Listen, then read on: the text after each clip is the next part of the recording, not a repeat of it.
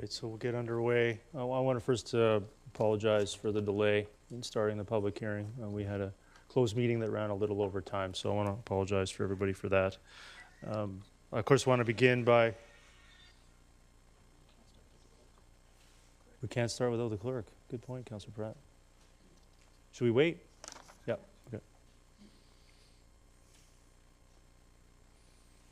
Can we play the recording while we wait for the clerk? We'll do that. So I'd like to begin by acknowledging that we're, of course, on the traditional territories of the Coast Salish peoples, and, of course, in particular, acknowledge our valued relationships with the Katzie, Kwantlen, Matsqui, and Semiahmoo First Nations. So with that, Madam Clerk, if you could read the preamble. A public hearing is a statutory requirement under Section 464 of the Local Government Act and must be held before third reading of a community plan, land use contract amendment bylaw, heritage designation bylaw, or heritage revitalization agreement bylaw.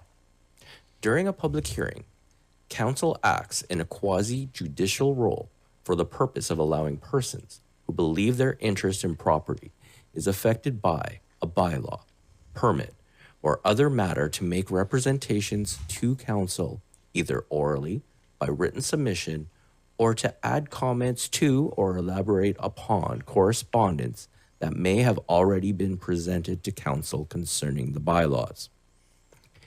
It is important to note that Council is not able to receive any additional information on the bylaws following the public hearing as dictated by case law. The hearing procedure involves an explanation from the Community Development Division on the purpose of the proposed bylaws and to hear from individuals regarding the bylaws. In order to ensure that all interested parties have a reasonable opportunity to be heard, speakers are requested to keep representations as brief and succinct as possible and no longer than 5 minutes in duration, excluding the time required for questions from Council. Speakers will be asked to state their name, neighborhood, and city for the record. And if referring to prepared remarks, to submit copies of these to the Township Clerk. Decorum must be always maintained. This includes refraining from applause, booing, or heckling. To assist with large numbers of speakers, individuals must advise the Township Clerk and sign the speakers list prior to the commencement of the public hearing. The names on the speakers list will be read out during the hearing. Individuals who have already addressed Council and wish to add further submissions will wait until the people that have not yet addressed Council have had an opportunity to speak. All submissions and speaker lists are considered part of the public record. Council members should not express their views nor debate the bylaws. However, they may question speakers to clarify particular points in their submissions. Council may consider third reading or third reading and final adoption at this meeting or at its next regular meeting. Thank you.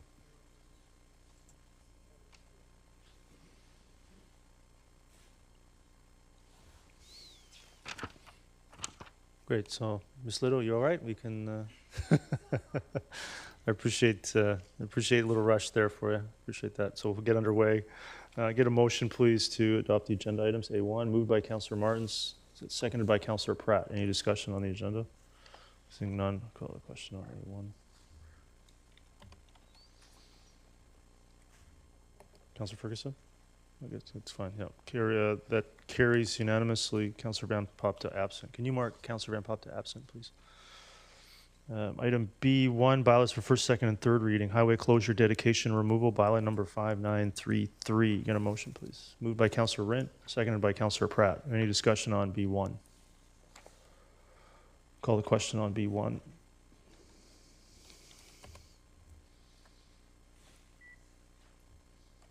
That carries with Councillor Richter opposed. Mr. Richardson, item C1, public hearing. Thank you, Worship. The subject Willoughby Community Plan and Latimer Neighborhood Plan amendments pertain to lands in the 7700 to 8000 block of 197th Street, with a rezoning application within that area at 7894 197th Street to accommodate development of approximately 53 townhouse units. The area is designated residential in the Willoughby Community Plan and single-family in the Latimer Neighborhood Plan. This air photo depicts the plan amendment properties and rezoning site located on the east side of 197th Street, south of 80th Avenue. Consistent with Council's resolution of May the 1st, 2023, proposed Willoughby Community Plan and Latimer Neighborhood Plan Amendment Bylaw 5919 designates the area multifamily in the Willoughby Community Plan and townhouse bonus in the Latimer Neighborhood Plan. Proposed rezoning bylaw 5920 amends the existing suburban residential 2 zoning to comprehensive development zone 190 to accommodate townhouses at a maximum density of 30 units to the acre. This slide indicates the proposed rezoning site plan with vehicular access from 197th Street. Staff recommends support of Willoughby Community Plan and Latimer Neighborhood Plan Amendment Bylaw 5919 and rezoning bylaw 5920, subject to 12 conditions listed on page 9 of Council's agenda. Your Worship, a total of 261 notices were mailed out, 4 written submissions have been received, and there are 6 individuals noted on the speakers list and on the screen. The first 2 are Jeremy Thompson and Caitlin Donkers, Your Worship. Great. Jeremy Thompson, yeah, please come forward. Okay, so I just wanted to clarify though, I just want to make, there is a speaker, so Blair's, you're related to Blair? I'm Blair. You're Blair. Okay, so. Okay, so is Jeremy here? I just want, so maybe Jeremy could speak first, or do you want to? He's not going to speak. I'm speaking essentially as agent, if I may, for my son and daughter-in-law. Okay, go ahead. Yeah. So the first thing I'd like to bring to your attention is that they've collected a petition of 31 people have signed this in the immediate neighborhood. Some of them single-family homes, some of them are multifamily homes. And so I understand I'm to be providing this to the clerk. Please do. To be filed. Do I do that now, or? You can wait till the end of your submission. Yeah.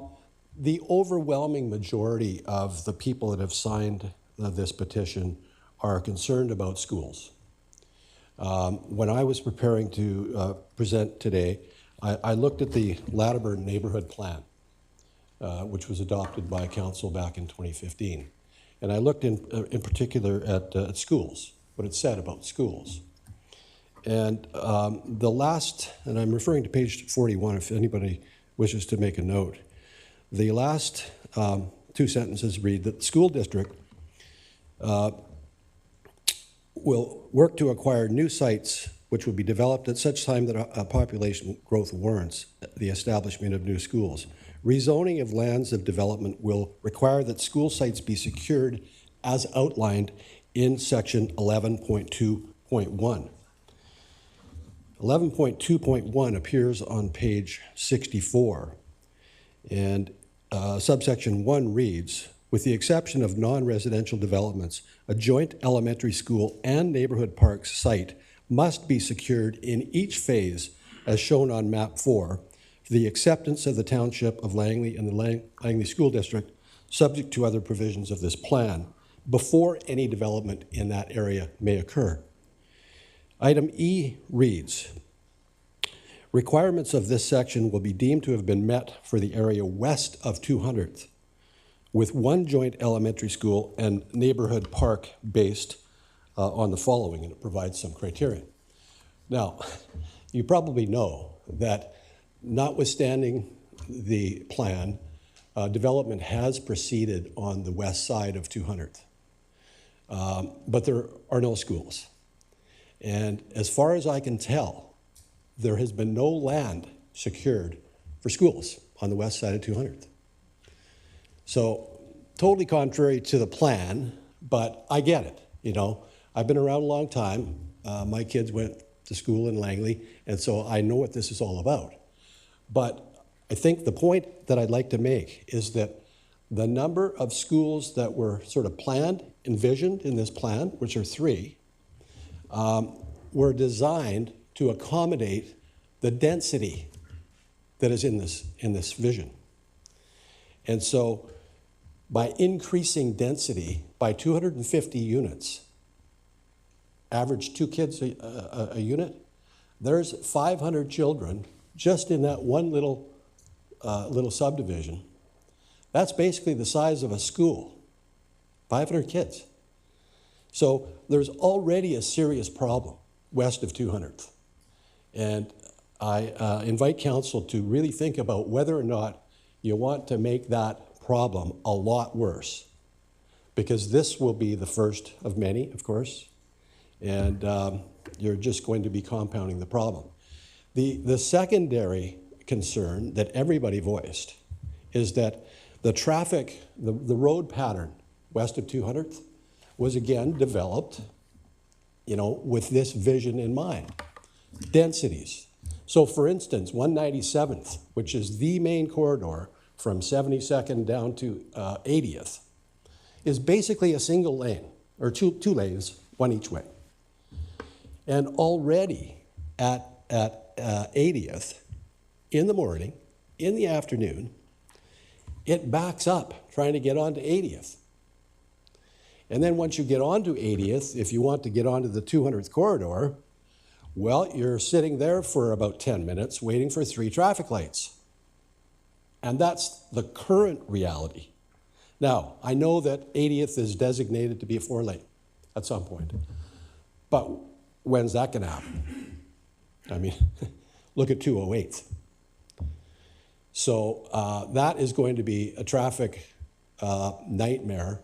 I mean, the only other egress out of that area is the new 96th Street access onto 200th. But it's single lane. So you're going to have all these people trying to get out onto 200th, on a single, or both of them are single lane, one designated for the future to be higher density. And then on the south end of 197, you get there, you have to turn right. So you can't even get to the 200th corridor without turning right and flipping around. So those are two very objective issues and concerns that I would encourage council to bear in mind before you vote on this. I should just add that I looked at the May 1st council meeting, the video, and it was Ms. Van Popta who pointed out that just 1 week earlier, Vision 2040, 200th Street Vision 2040 was adopted. And as part of the general plan, it's 800 meters, from 200th. Keep it high density. But it's only a plan. And I think what happened was that Ms. Van Popta said, hey, we just adopted this 800 meter sort of planning policy. This is inconsistent because what the original application was for single family and for duplexes. So she said, hey, this is inconsistent with the vision. Maybe we should look at higher density. So that's what's happened here. But I'm concerned that maybe not enough thought has gone into, okay, what are the implications for the residents, the people who buy in this neighborhood? And speaking for Jeremy and Kate, they bought their first home, a townhouse in Willoughby, right close to the town center. They loved it, but they grew to not so much love the hustle, the bustle, the people, the traffic, the everything. No, They- we try to limit submissions Yeah, to 5 I'm minutes. just- I'm But just if you have new information, I'll allow some leeway. I just want to go Yeah, ahead. I'm wrapping up. Okay. So anyway, that was their first home. They decided, we want to get out of this. We want a single home, and we want it to be in Langley. They found this house. They did their homework, and they saw the plan. Mm-hmm. And it's for single family, like low density, in their immediate neighborhood. And this townhouse development is right across the street. So for them, they relied on this, and I know that doesn't move council, but I would like to think that the other issues, school and traffic, might. Thank you for listening. Does Jeremy Thompson wish to come forward and speak as well? Yes. And then we'll move on to Caitlin Donkers. Just want to thank my father Blair for being a much better speaker than I am, and I just confer all the points that he mentioned. You can today. hand it to Mr. Richardson there, I think, right there. Yeah. Thank you so much. Yeah, thank you very much. Thank as you well. so much. Yeah, thank you. Is Caitlin Donkers, please come forward. Is she here? So you're good? Yeah. Okay. Blair McRury, I want to make sure I pronounced that correctly. Please come forward, yeah. If you could just state your name. You don't have to give us your address, but it says here you're from Willoughby. My name is Barry McCrory. I live in Willoughby. I literally live across the street from this development, Great. or Please go ahead. this proposed development. I actually really appreciate what Mr. Thompson has said about the traffic. Took me almost 10 minutes this morning to get out of my driveway, and I live on 80th. That's becoming more and more common. I have, as an aside, called the RCMP numerous times about the high speed of that traffic that's happening on 80th Avenue as well. And I can assure you that'll be a problem going forward. That's not my primary concern for being here tonight. My concern is a little bit different, and some people may not care. I came home tonight just before coming here. My lot that I live on as a tenant is 3 acres, or approximately. There was 3 coyotes on my property tonight. All the development that's happening around there is driving the wildlife out of the areas that are being developed. So I look at my property, there's hundreds of rabbits, there's skunks, you name it, whatever. They come and go. I have a dog. I've had friends over. We've literally had to chase coyotes away in the middle of the day. 2 weeks ago, I came home, there was 3 in my front yard between my house and 80th Avenue. They might get run over, they might get killed, who knows what happens. There's bald eagles nesting, and they return every year on that piece of property that's planned to be developed here. That creek that runs through there has salmon spawning in it. I would like to know what plans there are to accommodate, not the wildlife itself, but to make sure that this is protected. That ravine that runs through that property, that runs through the back of my property, is full of animals.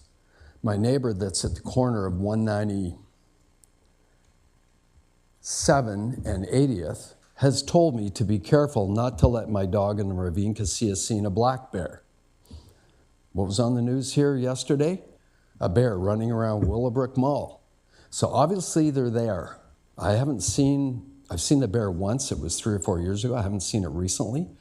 I see coyotes, rabbits, well, rabbits are rabbits. But my concern is with the townhouse development, and Mr. Thompson identified the potential number of children that could be living in there. I'm concerned about the proliferation of coyotes, and they're being driven out of there. Now, we all know Mission has a problem right now. City of Coquitlam has a problem. A close friend of mine is the mayor of Poco. They have a problem. North Vancouver has a problem with coyotes. I'm looking at this going, you're driving all the wildlife out with this development. My property is slated to have a 4-story office building with an underground parking lot in it, and I have no idea how that's going to be sustained and to keep that ravine pristine as it is. And it's beautiful. There's land in Langley that is, and I've lived here 30 years. There's land in Langley that is flat, it's ugly, it's not useful for anything. Put townhouses on that, but to take a pristine area like this that's full of wildlife and drive them out, I've called fisheries, and I'm waiting for a response to ask them what's been done about that creek. Because that creek runs through this property, under 80th Avenue, into my property, and it's full of fish in spawning season. That's why there's a bear down there, that's why there's coyotes down there. I'm sure the eagles that all nest in those trees and they return every year, they're feeding off that fish. I'm concerned about that, and I'm concerned about the future where all these children are going to be there, and where are these coyotes going to go, and what kind of problem are we going to have with them.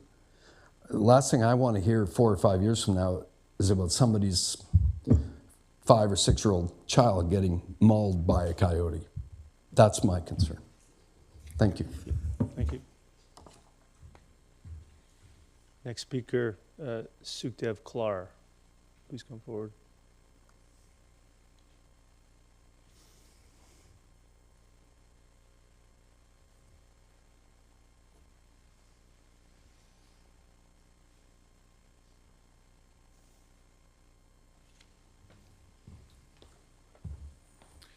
Good evening, Mayor and Council. My name is Sukhdev Klar, and I'm a resident of Langley on 197th Street and 76th Avenue. I'm in support of C1 zoning amendments in this area because clearly it's the townhomes are much more affordable than the single-family homes in this world. So. For even furthermore, the young growing families furthermore in this area closer, this area is close with all the amenities, like even the event center is just steps away. So I think for having a multi-family homes in this area, it's leaving us with the options of walking distance, rather than having a cars around, and which may eliminate the options of having a rush on this street. So that's my opinion. So, thank you. Thank you. Next speaker is Homan Siri. Homan Siri here. Okay, with that, any other speakers wish to come forward and speak to item C1? Sorry, oh, no. Homan Siri, okay, well, please come forward. So we'll definitely give the opportunity for anybody else who wishes to speak, but get the speakers list on first. Hello. Good evening. I didn't hear you. Thank you for your time. And I am a resident of Langley, Willoughby. I have an 8-year-old and a 10-year-old that actually go to Willoughby Elementary. I understand all the concerns. That is always concerns about when we are looking at a plan like this. What does concern me more, though, the housing issue that we have in our city, in our province, in the country as a whole. And there is always concerns, density, schools, wildlife. We have beautiful places that we don't want to build homes over them. Unfortunately, sometimes we have big problems that require little solutions here and there. If we don't do it here, where are we going to do it? We find a different piece of land, and there's always going to be issues with it. There's always issues with it. Population grows. We have no control over that. And when we look at the climate of whether it takes immigration, it affects everything. Housing affects everybody and everything. What I do like to see, and I'll be done, is my kids being able to afford a home. And the only way to do it is for us to be able to build multifamily homes. I have no beef in it. I'm not a builder. Makes no difference to me whether we do it here or there. Wherever we're going to do it, we just have to do it. And that's my 2 cents on this. Thank you. I appreciate it. No problem. Thank you. So with that speakers list completed, I'm going to try again. I believe is Caitlin Donkers here. Oh, right. So I just want to. Okay, so you're not good. All right. So with that, that concludes the speakers list. Is there any other speakers who wish to come forward for C1? Please come forward. Yeah.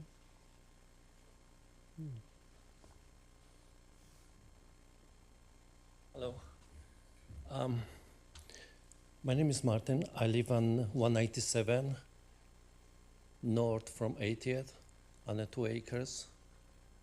So, and I'm living there for over 25 years. I know this neighborhood. I don't Just want to confirm again your name and general area for the record. Martin. Yep. Last name is Zich. Okay. Great. I live on 197. Great. Thank you. Go ahead. On 2 acres, and I'm living there for almost 25 years. I don't see any problem with development because we have a crisis with the housing. So I'm not against this development. What I'm against the way how the township is planning this stuff. Because any civilized country, you build infrastructure, then you build residential area. And this is going upside down here. And that's why we have a problem. I called city so many times because I see people with on a wheelchair or in a stroller going from 176 to 200 or to the bus. There's no way to get there. There's no sidewalk. So I think whatever everybody said, I have the same. I have a coyotes, all these animals. I understand that. But the green belt is so big, it can accommodate everything if everything is just planned a little bit better. Because we're building all these houses, there is no sidewalk. How can you put there like 50 families in one area, but the sidewalk is like 4 meters, 2 meters, 1 meter? For me, everything is a joke. The cars are stuck on the 80th, they are stuck on the 200, no matter which direction you want to go. There's no way to get out from the city, go to work or come back home. So I think you guys need to do a better job. Plan this somehow better. Because of course we all need the housing, and I have kids and grandkids. I want them to be able to get some place to have their home.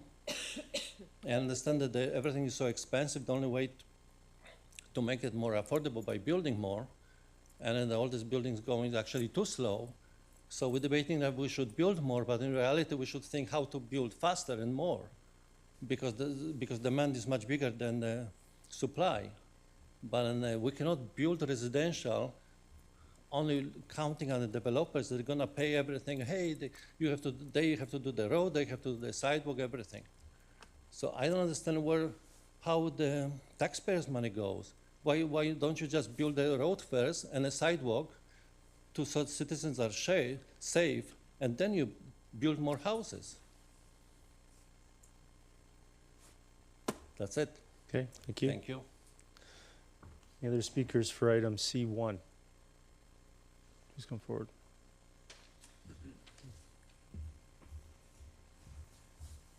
Good evening, Council and Mayor. My name is Catherine Pelzer, and I just wanted to say that we really do have an affordability and a housing crisis in the Lower Mainland. We are landlocked between the ocean and the mountains, so I'm very much in support of densification. I think that this property specifically, it makes sense. It's sandwiched between, you have higher density to the east on 200th, which in the future you have, high rises and, many 6-story wood frame and larger mid-sized buildings coming up. And then to the west, you're looking at multifamily that already exists. It's already there. It's been approved. Infrastructure aside, I can't comment on that. Of course, that should be taken into consideration. But really, I think we just need more homes. A lot of families and young people like my age that can't afford detached homes, and we need more townhomes, because that's just what's most logical for young people starting out and for families. It's the only way of home ownership right now, being a practical decision. So thank you for your time. Thank you. Any other speakers for item C1? For a second time. Any other speakers on item C1? Please come forward.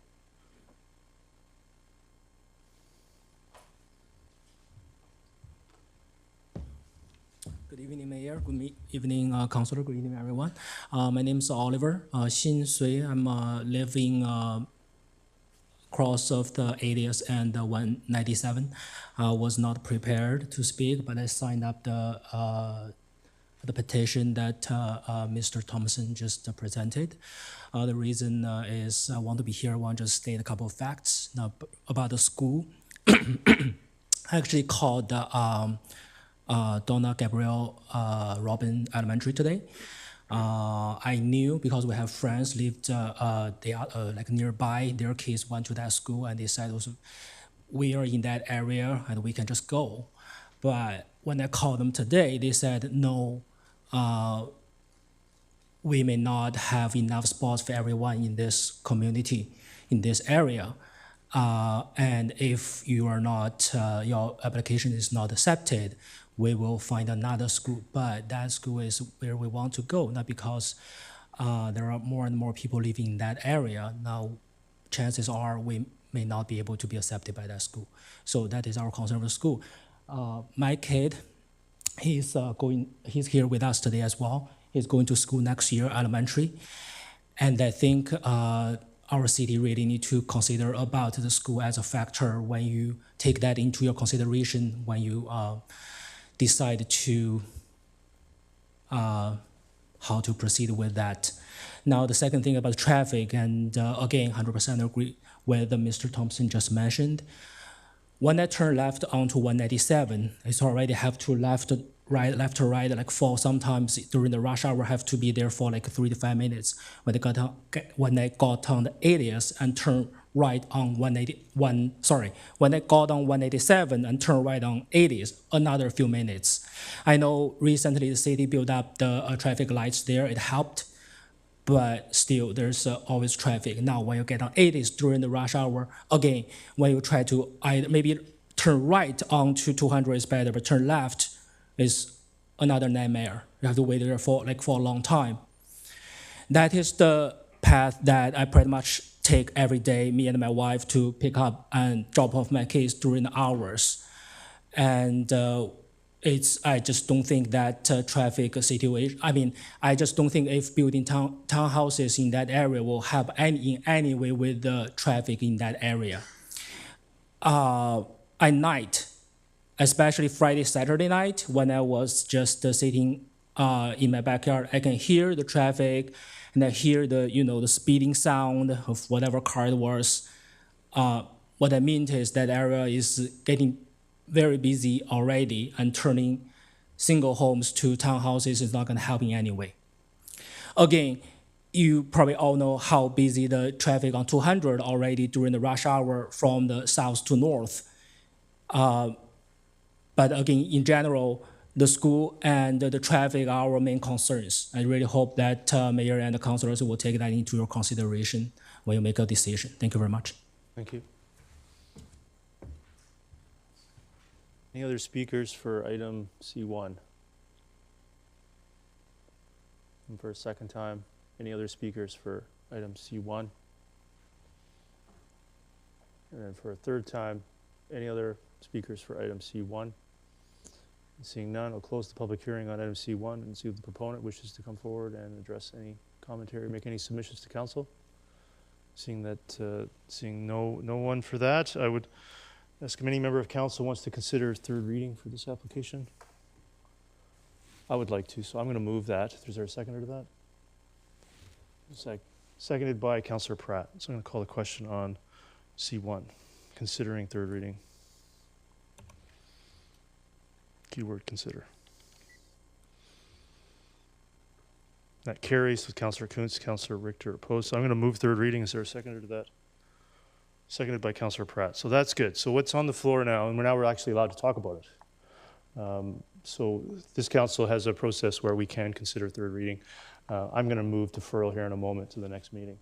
The challenge being during the public hearing process, we can't really respond, but we can debate bylaws. And I think it's important to note that this council does take very seriously, I know we all do, take very seriously the issue of school capacity in the Willoughby area. There is a school site secured for the west side of this area. The school district does have it. It is the next one in line to be funded by the Ministry of Education, but they have not yet funded it. I did raise it with Minister Singh, just so council is aware. I did raise it with Minister Singh last week.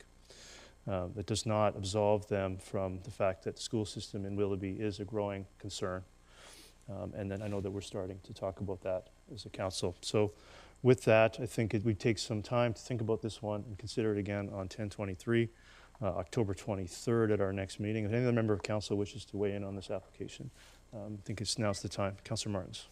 Thank you. I appreciate your words. Wondering if you can provide a little more detail on the proposed school site on the west side of 200. The proximate cross streets would be great. Mr. Richardson. Thank you, Worship. It's called the West Latimer site. It's to the south of the image shown on the screen right now. Mm-hmm. So when township staff have ongoing partnership relationship with our school district colleagues. We have a staff liaison meeting and a political level meeting. Our next meeting with our school district partners at the staff level is this Thursday. And this is the park site that we funded a few meetings ago. We funded Donna Gabriel Elementary. We completed that. We also funded East Latimer, and then West Latimer is underway.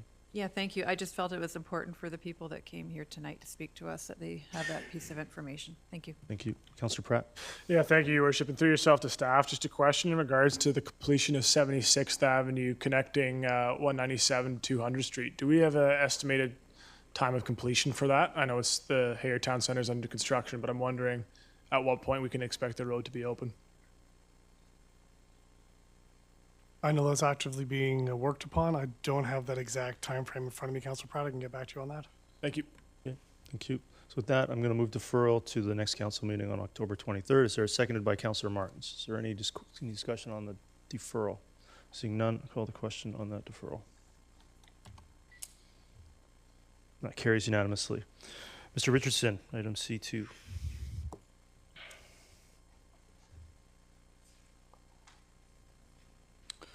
Thank you, Worship. The subject Heritage Revitalization Agreement, Authorization Bylaw, Heritage Designation Bylaw, and Development Permit applications pertain to the Barrie General Store building and a new building and gas bar at 23210 Fraser Highway. The 1.53 acre site is designated Rural Commercial Center and Small Farm Country Estates in the Rural Plan. This air photo depicts the site located on the southeast corner of 232 Street and Fraser Highway. The site is currently zoned Service Commercial Zone C3. Proposed Heritage Revitalization Agreement Bylaw 5906 provides for the restoration and protection of the Barrie General Store. Heritage Designation Bylaw 5907 designates the site a protected heritage property pursuant to the Local Government Act. Development Permit 10114 pertains to a proposed two-story building and gas bar on the site. The next series of slides are the site plan, renderings, and elevations, and the landscape plan. Your Worship, a total of 131 notices were mailed out, 4 written submissions have been received, and there is 1 individual note on the speakers list. Great. Is the first speaker Todd McGovern here? Come forward, please. Please come forward.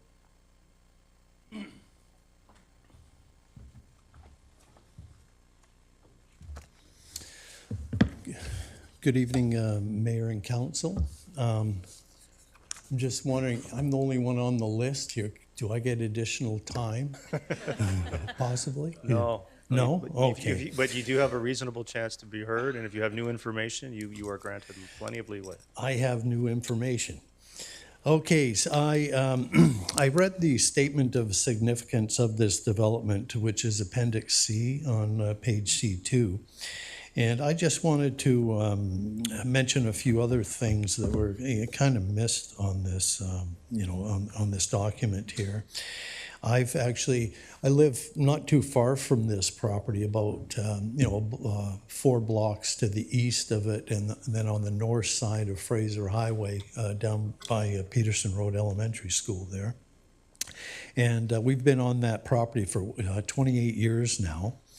And the previous owners, of course, for the store, or at that store there, I used to take my kids down there, and they used to get free gum and treats from the store owner, so that endeared them to us, of course, and our kids. We've got our 3rd generation living on the property now. And I just wanted to state that, there's something, in here it already mentions that the property is, a heritage property of significance, and it has historical and cultural value. It was built in the 1930s. And it was actually moved. The previous owner had a fire at his old store on Old Yale Road, as I understand it, and they moved it out to Fraser Highway because that was part of the Highway 1 network at the time. The old store owners, I guess, it was had a real sense of community, and during the Depression, he extended credit to the people in the community, and that endeared them to the people in the area. And it mentions in here that it was a social hub for decades. It wasn't just a place for people to hang out and meet their neighbors down at the store. Up on the second floor, I actually got to know the owners and got a walk through the whole building at one time up into the attic and what have you. But the dances for the community were actually held up on the second floor of that structure way back in the 30s, 40s, and 50s. My father, when he graduated from school in Vancouver, he took on a job timber cruising. So what they would do is they'd go out into the bush throughout the week, and then they'd transport them back into the city on the weekend. And this was actually one of the spots where they would pick up part of the crew back in the late 40s and early 50s. So my family actually has a connection to that land through my father. And just another thing, some of you may not be aware that this is actually the geographical center of the township of Langley. And as such, the original RCMP station was actually built on that where EDS Plumbing or EDS Pumps is now currently located. And they used to operate their business out of the old building that was there at that time, which still had the jail cells down in the basement. The flag, they used to have a little area where they'd mount the flag out morning on the front of the building and that as well. So that kind of history has continued through until such time as that building was taken down, as well as the building across the street, which was that was owned by Union Pumps, and as I understand it, they actually worked out of that site for quite a few years before the garage subsequently redeveloped that site. Also on top of that, I don't know if you're aware that there was a railway that used to come from the city, and it was located 4 properties to the north of this site. And way back when, that railway used to run through that area along Hatchery Creek, beside Hatchery Creek, tie into Robertson Crescent and go out to Aldergrove. And so as they were harvesting the timber, for the various farming communities out in those areas, it would be brought into the city via that area. So as I say, it is a significant site as far as the community and the neighborhood is concerned. And as such, I've really been worried about somebody, homeless people or somebody going into that site, starting to take the copper off that site. And a lot of the times, in my experience as working as a receiver on other properties throughout the Lower Mainland, we've had people that actually would burn the building down, and then they could go in and they could take the copper out and any other precious metals, and by that time all of the insulator has been stripped from the copper wires, so it accomplished that as well. And when the police would find them on the site, they'd say, well, it's a burnt out building, there's nothing here. So you've had 7 minutes. I'm just curious if you have submissions specific to the bylaw at hand. Okay, I'm going to move right on. And bottom line is I support the application, even with the gas pumps on it, because I know how expensive it can be to revitalize or renovate historic buildings and that. It's a lot cheaper to just demolish it, put a new building in sight. And so I would hope that the council would approve this application. Thank you very much. Thank you for your time. Thank you. That concludes the speakers list. Are there any other submissions from the public on item C2? Please come forward.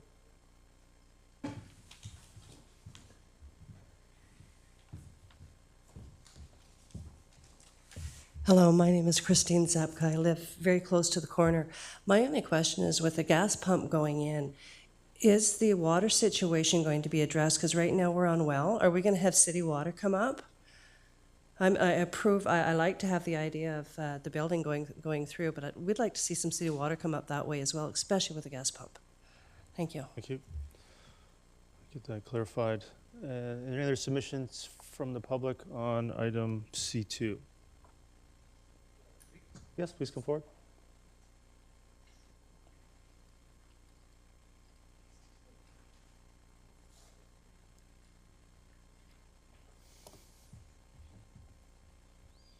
Yes, thank you. Please go Mayor ahead. And council. My name is Garth Robertson. I from the Oakbrook Foundation. We have property in the area. We developed that school just across from the site. And I have property in Langley and Surrey and I'm quite accustomed to the process of things.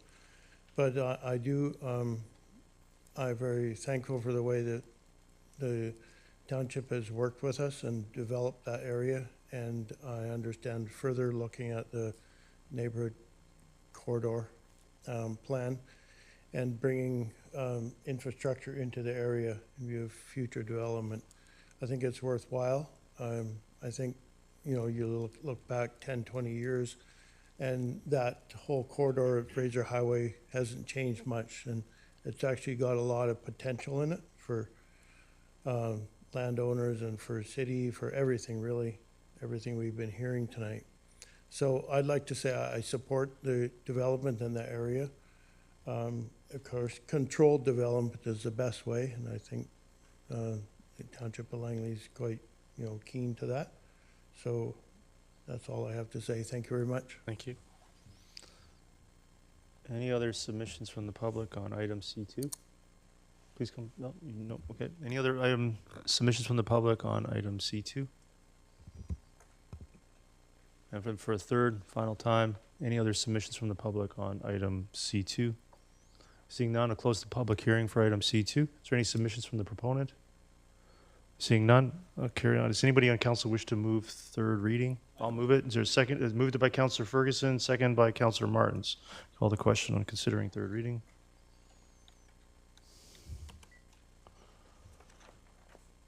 That carries unanimously. Does anybody wish to move third reading of the Heritage Revitalization Agreement application number, bylaw number 5906, 5907?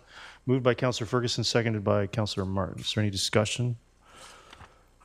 I have a little bit. There was one submission from a neighboring property owner, which was more related to the development permit around some of the interface to the adjacent property, Mr. Richardson. So I'll highlight that for your attention when the development permit comes back for council's consideration at final adoption. Maybe there'd be some improvements that could be made for the interface for those adjacent property owners. But on the Heritage Revitalization Agreement bylaw, I think it's time to move forward. Any other speakers? Seeing none, I'll call the question on the Heritage Revitalization Agreement.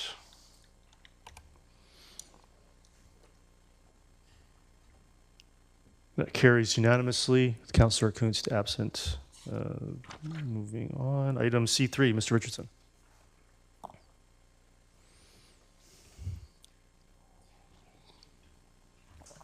Thank you, Worship. The subject Central Gordon Estate Neighborhood Plan Amendment and rezoning applications pertain to a proposed residential development consisting of approximately 100 townhouse units at 6842 and 68682 B Street and 20309, 20339, and 20347 68th Avenue. The 5-acre site is designated multifamily in the Willoughby Community Plan and Townhouse A in the Central Gordon Estate Plan. This here photo depicts a site located on the northeast corner of 68th Avenue and 202 B Street. Proposed Central Gordon Neighborhood Plan Amendment Bylaw 5924 increases permitted density on a site-specific basis from 15 to 20 units per acre. Proposed rezoning bylaw 5925 amends the existing suburban residential 2 zoning to comprehensive development zone 115 to accommodate the proposed 100-unit townhouse development. This slide indicates the proposed site plan with the vehicular access from 204th Street and 68th Avenue.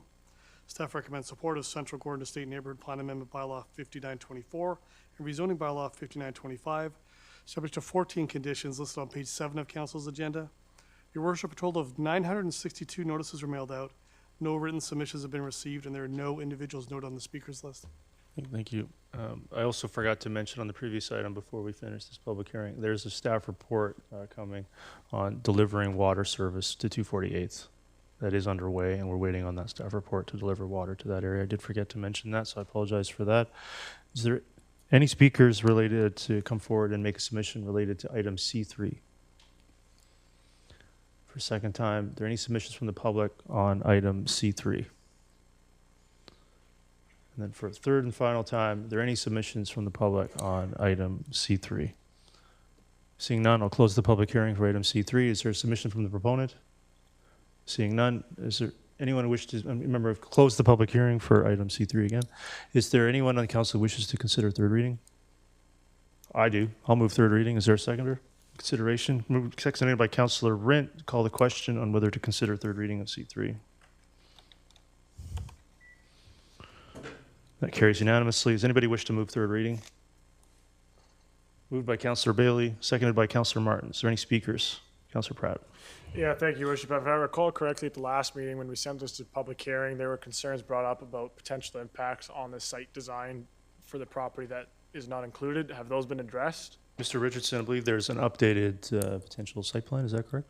Thanks, Your Worship. The slide on the screen right now indicates, I think the concerns were access and egress and some of the circulation patterns. My cursor indicates the adjacent properties. The staff report has a development prerequisite to ensure that site access is maintained to this.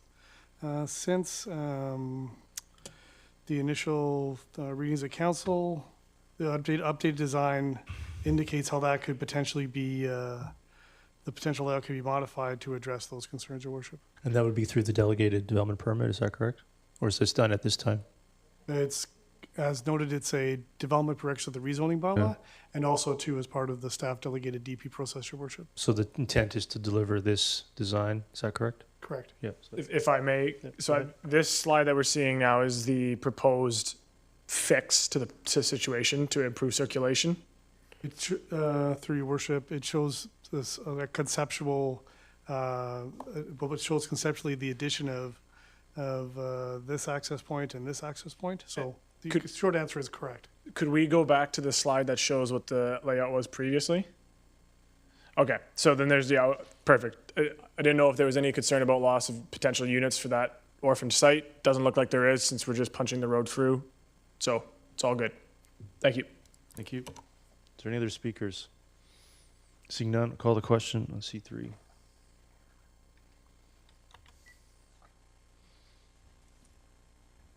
That carries. Councillor Richter opposed. Item C4, Mr. Richardson.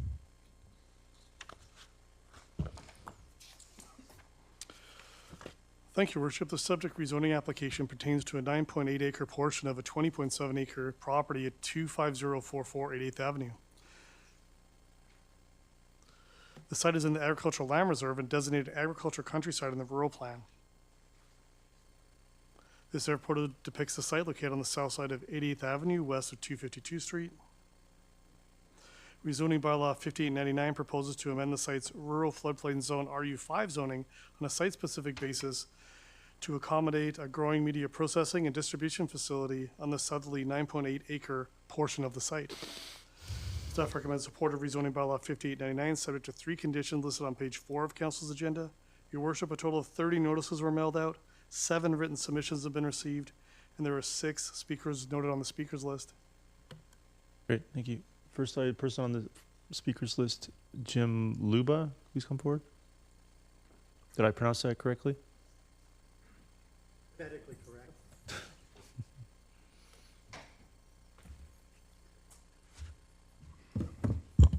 My name is Jim Lurba, and I live next to West Creek Farms on 88th Avenue. I have a couple of submissions I'd like to make. I have it as a paper which I'll submit, and I was wondering, do you have a way to show PDFs if I have a stick for you? Yes, we do. No? You don't? Oh, it's not a stick? I'm so sorry. Yes, we do.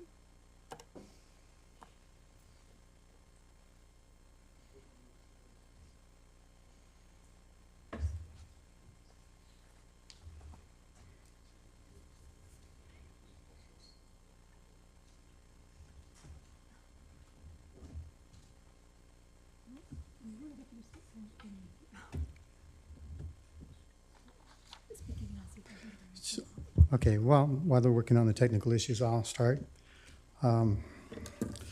First of all, I wanted to say that I'm one of the landowners that surrounds the property. There's approximately 7 of us landowners around it. We are all unanimously in opposition to this, along with 25 other total of 25 landowners in the surrounding area are opposing this zoning tract because of the potential development issues with the property in the future. I want to start with background on this. The Langley Township has, and Surrey support 4 private soil processors. I have maps of a PDF on it. There's a super soil that's in Surrey. They are on zoned CD, which is comprehensive development, and their assessed value is $2 million per acre. Next is Golly and Sons. It's in Port Kells on 102B Avenue. They have 2.9 acres, and they are assessed at $2.5 million per acre, and they are an M3 industrial zoning. And then Cloverdale Topsoil, that's in Surrey, is on an 8-acre A2 zone property, not ALR.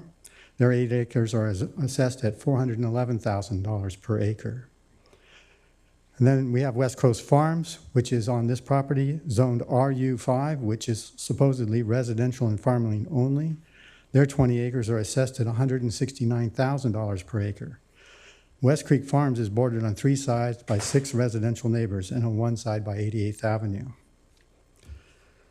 So West Creek Farm has the lowest, by far, assessed value. And while I do not have access to their property tax rate, they probably have been paying much less property tax than their competitors.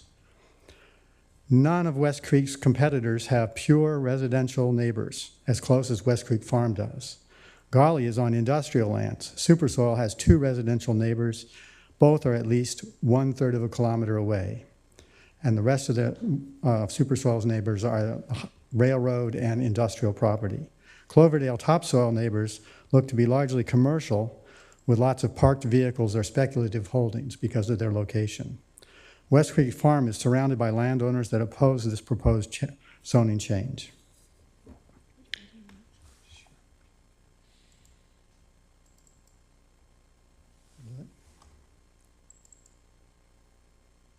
Oh, okay, so that's what I'm reading. Can we go back? Sure. The wrong one. Adjacent properties, yeah, you'll have it in color, that one. This shows West Creek Farm, and as you can see, all of the property owners around the property are owner opposed, have signed a document to that effect. And then if you pulled up the document on the bluff, I'll show the rest, more owners.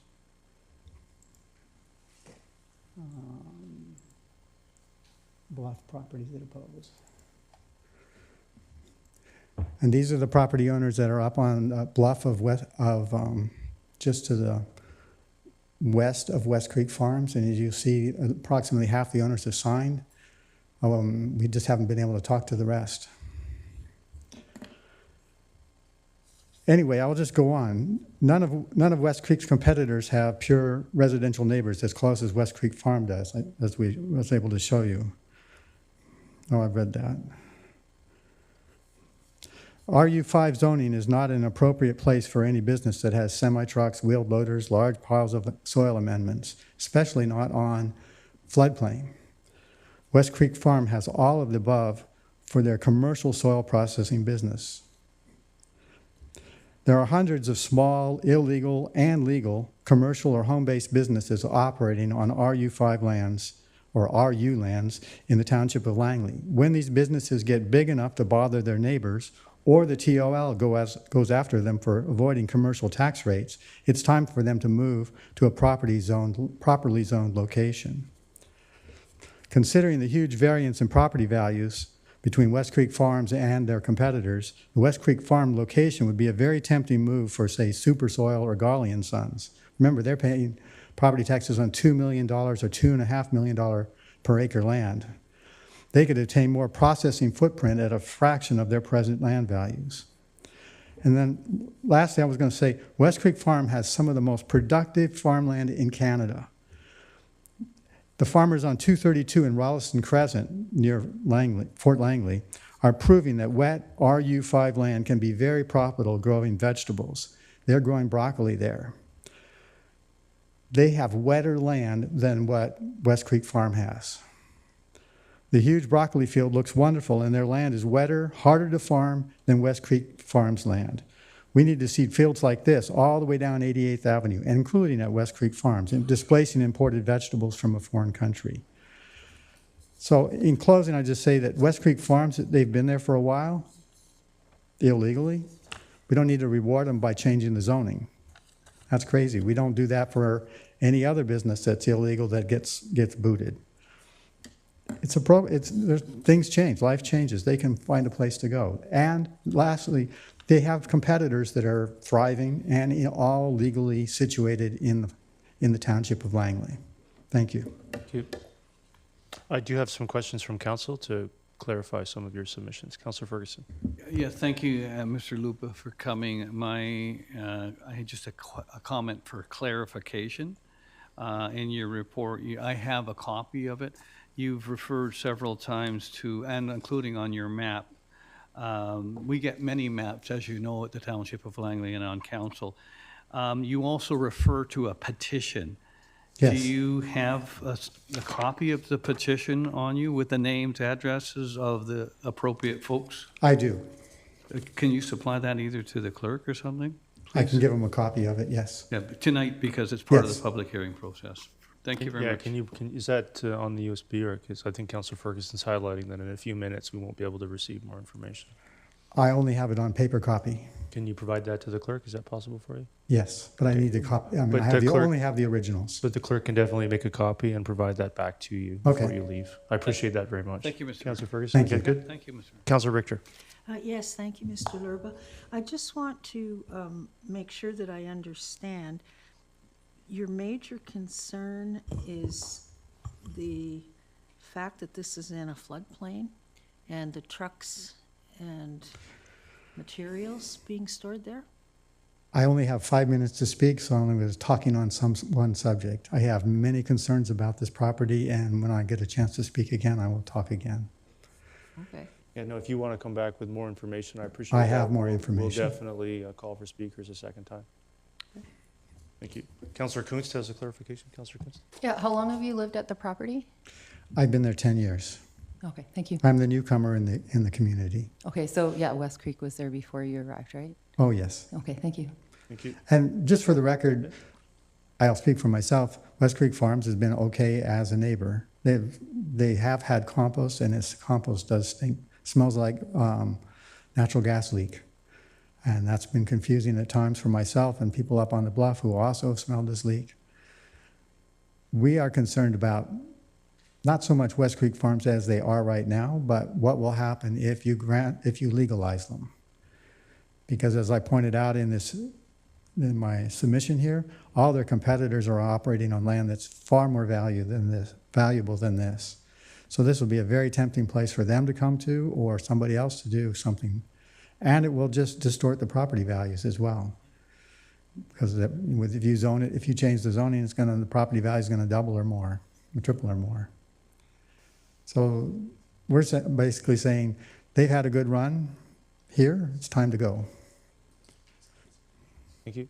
Thank you. I'll call for speakers a second time. Malcolm Swallow is here. Please come forward.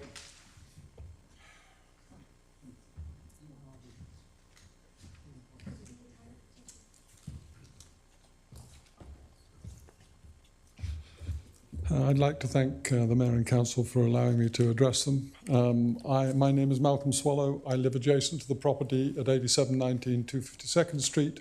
I have been a resident there for almost exactly 30 years. So I have seen this valley over the last 30 years.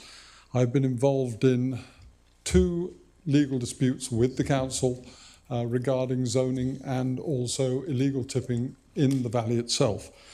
A little bit of history. The first one was with Oasis Lands and Carol Tremblay over on the property marked RU5A on the map about a block or 2 blocks away from the current subject, and that was illegal tipping of deleterious material into a large hole, and subsequently an application for a green waste disposal facility which was proposed to be built on the RU5A land there. The initial dispute we had with the council was failure to inform the neighbours that the tipping permit was going through in the first case. That was in 1997. We lost that one, I'm afraid. It was decided that the council had given enough notice even if the neighbours didn't get to hear personally. The second one was in 2013, which was the development of a green waste facility, literally, and you can see it on that map there, it's a plot 25330 on 88. And that one was turned down by council. We finally got through on that one, I think. My problem with all of this is the basic premise that an illegal operation can be subsequently permitted by council. We either have permitting laws, which is RU5, which limits the development in areas, or we don't. And if it isn't RU5, and we've now decided we like this process, they should take it somewhere where it's permitted.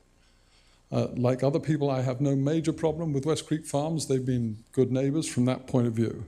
But this proposal to change the zoning of this site to accommodate a green waste composting facility, or not green waste composting, I beg your pardon, that was the other one. I'll go back. West Creek Farms operation is currently operating illegally. It's within RU5 and has been for the last 20 years. My understanding is that for an operation of this type to be legal within RU5, then at least 50% of the raw material must be produced on site. This isn't the case with the current operation and never will be. My problem with the current proposed rezoning approval of a non-farm use is that it appears to be a classic case of shutting the stable door after the horse has bolted. The horse is long gone. Now, my other problem is if West Creek Farms were a cowboy operator and not the reasonable operator that they are, we wouldn't be having this conversation because you wouldn't be granting, you wouldn't even be considering a rezoning of this property because you'd have had so many complaints by now you'd have done something about it.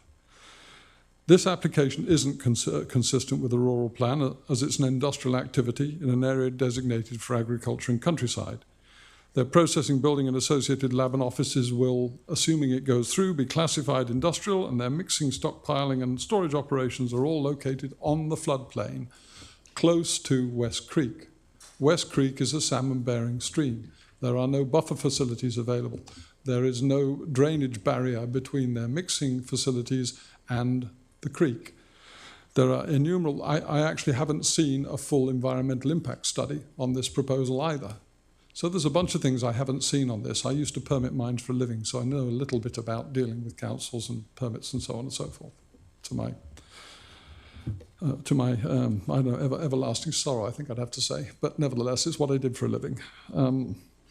The biggest problem I've got is there's no protection from flood, particularly in the case of a 1948-style flood disaster. All of their construction is below the flood construction level as designated by you guys.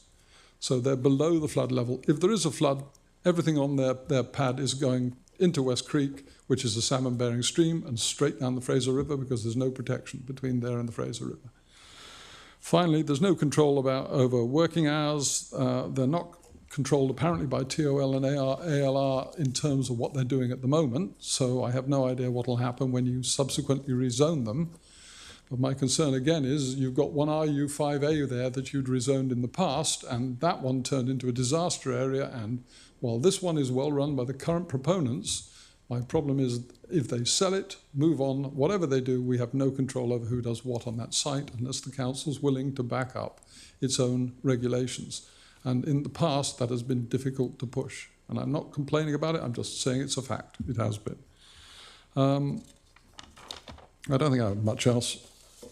How am I doing for time? Perfect. Oh, good. Yeah. Okay. In that case, there's one thing I've got right. You have 2 seconds left. Okay. I'm doing my best for you. The other question I've got is, does this special rezoning of one piece of RU5 change the status of all the other illegal operations that are being carried out on RU5 elsewhere in the valley? And I'm sure there are lots of them, and I'm sure we all have some idea of where they are. Does that mean they're all going to come back here and apply for new permits and change of use? And I cannot see how that's going to happen. So my complaint my concern is over the changing of the permitting rules simply to accommodate an operation which is illegal. On that note, I'll leave it to you. Thank you. And just to clarify, so the rules do not allow us to ask questions or engage with the content. I understood that. We receive the submissions, and a lot of us here don't like that. We would love to have the conversation, but it has to happen elsewhere. It cannot happen in this forum. That's fine. Yeah, thank you very much. I did actually submit a letter to the council anyway that covers the majority of these points. Yeah, thank you very much. Okay. No questions for me? No questions from That was council. easy. Yeah. Next speaker is Lynn Sawatsky. Please come forward.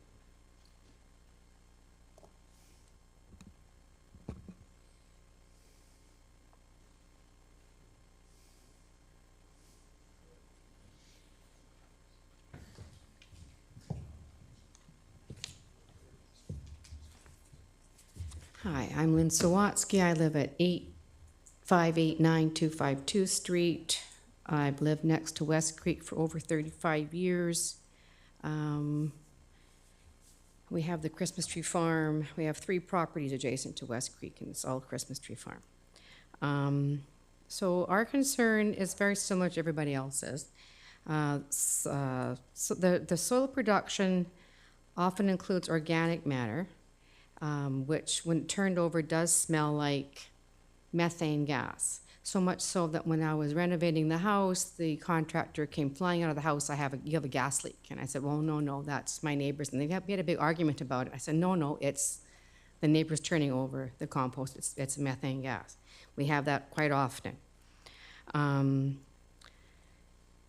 it seems in these times when we have so much environmental concerns that we should have more concern about how close all this is to the actual fish-bearing West Creek and the Fraser River. If contamination occurs when it floods, and they're on a floodplain, and they're proposing another flood not too far from now, the police always come to our street and give us big notices that the flood's coming. It never has happened yet. I have a letter during the time we were trying to they were trying to put the Glenville Organics in. I have a letter written by John Vanderval, the original owner of West Creek Farms, opposing such a facility going in or any kind of potential contaminants going in Glen Valley. And you have it in your records somewhere during the Glenville thing, because he submitted it. And he himself is quite concerned and opposed anything like this happening in Glen Valley. Our concern too is if, once again, West Creek have been great neighbors, no big complaints, except, well, the soil, they have the soil comes out of a big pipe in their building, and lots of dust comes out of it, and they're mixing, I'm not sure what they're mixing, they explained it to us once, but a lot of dust comes out and goes all over the valley, and we're breathing all this. So that's another concern I have about the building and what they're doing there. And if it does get sold and it gets changed to not the clean soil production that they seem to be doing now, but anybody that buys it in the future, they can add organic matter such as dead animals and fish guts, and that's another big concern for us because that is part of making soil. A lot of other places do this.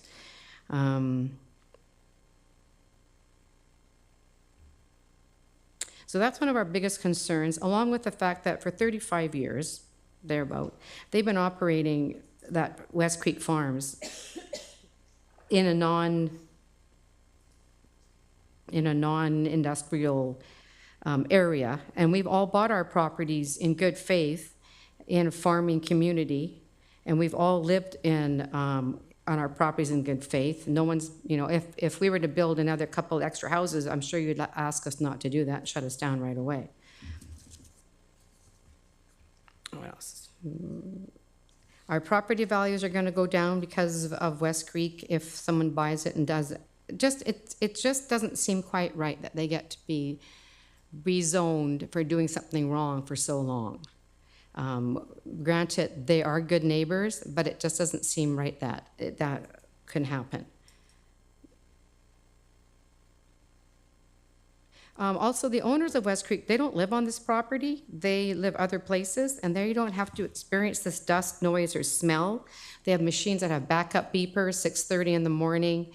And our neighbors, we have neighbors. We're all having neighbors. They're not like a neighbor. We experience employees, and they have a tenant in their house. So they never get to hear or experience what we experience, the smells and the noise.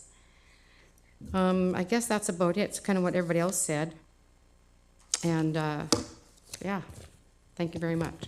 I have a clarification. Oh, yes. You lived there for a significant period of time, and you said you have multiple properties around.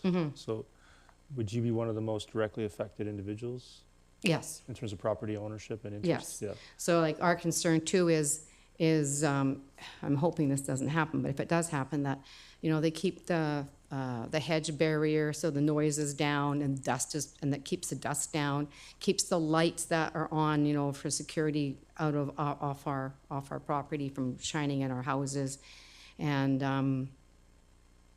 if you know, there's backup beepers that are noisy, there's machinery that needs repair that's quite noisy, that there's scraping on the ground of the, just, you know, it's industrial production work that we're hearing, all, you know, that and the soil and it blows in the air and it blows all around. And now that the hedge has grown up quite high, so it makes a difference with the sound and everything.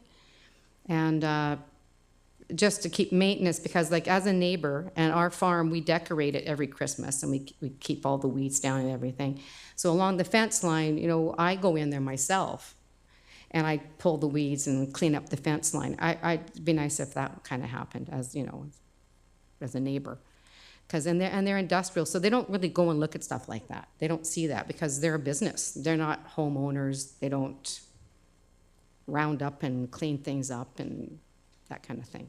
And you did mention they were good neighbors. Yeah, they're good. Like so they're good neighbors, but necessarily. But they don't live there, so they're not, you know, doing neighborly things, I guess. You know, I've gone in there. I've spoken to them and over the years, and I think about 10, maybe 15 years ago, they went in and cleaned it up.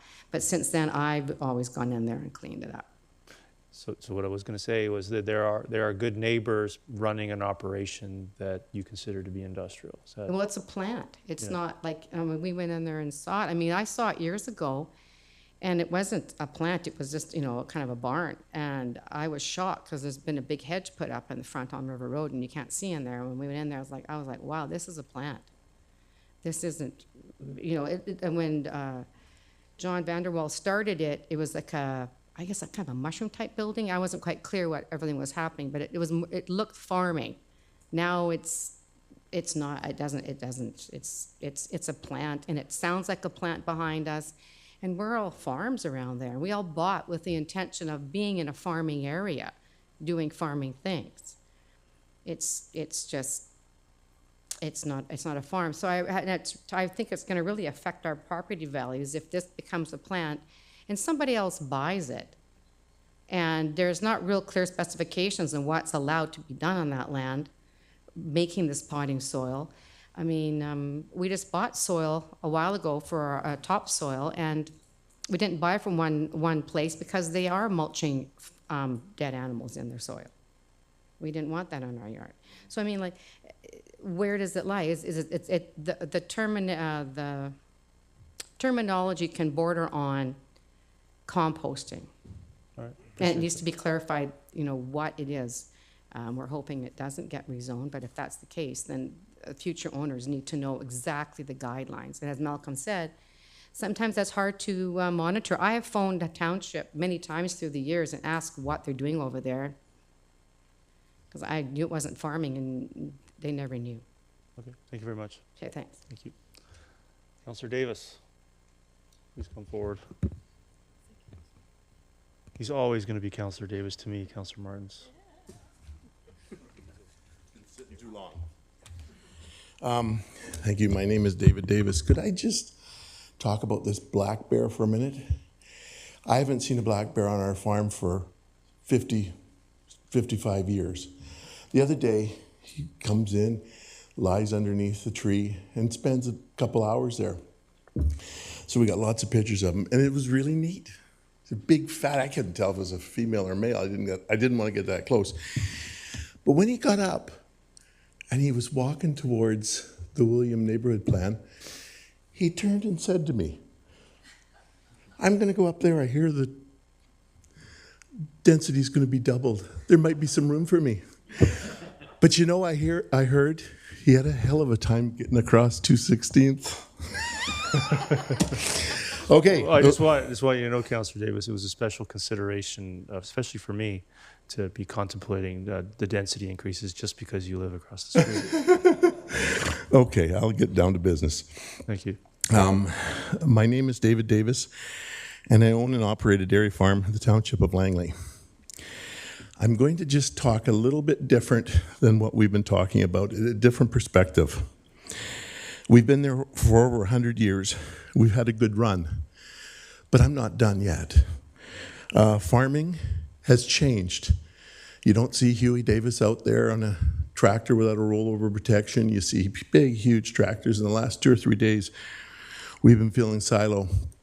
And it's not, farming is different. It's not, a comment was made, it doesn't look like a farm.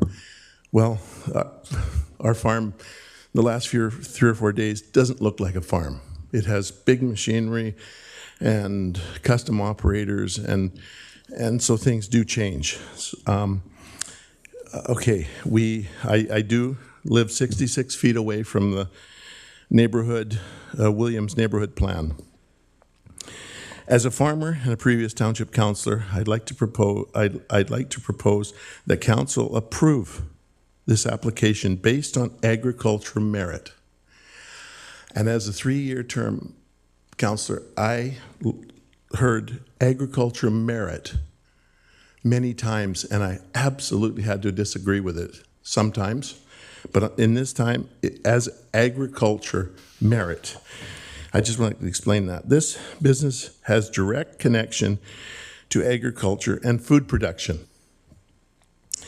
A week ago, I watched a program.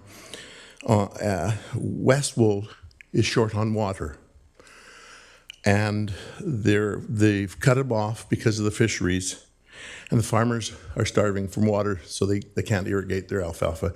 A lot of the alfalfa in that little valley comes down to the Fraser Valley and goes into a milk cow. And one of the farmers commented, where does the food chain start? And I thought about it, and it was a pretty good comment. You know, does it start with a seed in a plant and goes to a greenhouse in Langley? Is that where it starts? So I just wanted to point that's the perspective I'm coming at. About 30 years ago, major vegetable and greenhouse growers would make their own growing medium. Growing medium is the stuff found in little pots where they put the tomatoes or the cucumber plants in. It needs to be consistent, quality growing media. Making a quality growing media is very complex. Growers want to focus on producing a quality product. For example, on our farm, my father and I used to wing it, and depending on what others were doing and learning ourselves, and about 30 years ago, we went to a nutritionist. And that nutritionist, with their experience, were able to keep our cows milking consistently and keep them healthy. We had different diets that were tailored to need our lactating cows, our young stock, and our calves. The growing media is the same thing. Greenhouse growers can work with the growers' experience at West Creek to develop recipes that fit their plant requirements and easily get quality, consistent growing media that allows the growers to focus on their greenhouse and produce quality food plants for our community. West Creek produce a growing media for some of the leading growers in the Township of Langley. I have 2 examples. There's about 6 leading growers that provide, that use it, but maybe more. DeVries, okay, D-E-V-R-Y, I can never say it. DeVries is a business in Langley. They note that they rely on West Creek to supply them with a premium soil blend to grow the best possible quality of plant. Each plant has its own unique requirement in growing media. Therefore, having reliable supply of the optimum growing medium blends is fundamental to our plant production. Number 2, just down the road from us, Devonta is also the Township of Langley business. They produce, I don't know what it could be, but millions of cucumbers on 10 acres under glass, and 1.5 million hothouse tomatoes on 2.5 acres under glass per season. They indicate that a steady, consistent supply of growing media is absolutely essential to ensure we can grow the top quality products for our customer. It just comes to experience. Further note that West Creek has been a reliable supplier of custom blend growing medias that we depend upon for our multiple production process. Those are two examples that I know of. West Creek has an on-site laboratory to guarantee a consistent media product. I've been in the laboratory. It's kind of really neat, and they experiment with each grower to develop the mix tailor for their needs. They have a fleet of trucks to deliver their products to customers. Agriculture, as I said earlier, has changed. We have a milk truck come in. We have a, there's no end to it. We have bedding, feed trucks. We have all sorts of trucks, and sometimes you'd wonder, thanks for the new road on Hugh Davis Way. We needed it. But I think the school needed it more. But anyhow, so trucks are real important for a part of food production. When you have a farm, trucks take out products and bring grain and all the other supplies in. Okay, I'm just about done. As a grower, if all services that are essential to my ability to farm are not supported to operate in Langley, then this affects my ability to successfully generate food required for my community.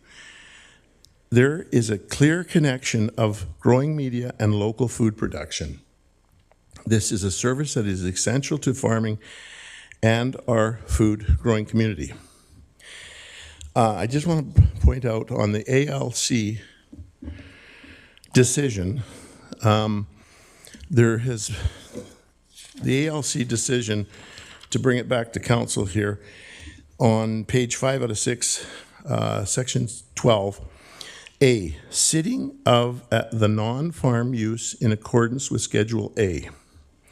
B, no further expansion of the non-farm use without approval of the ALC through the submission of a new non-farm use application. And the third one, approval of non-farm use is granted for the sole benefit of the applicant and is non-transferable. Now, if you believe in this piece of paper, that should clarify some answers.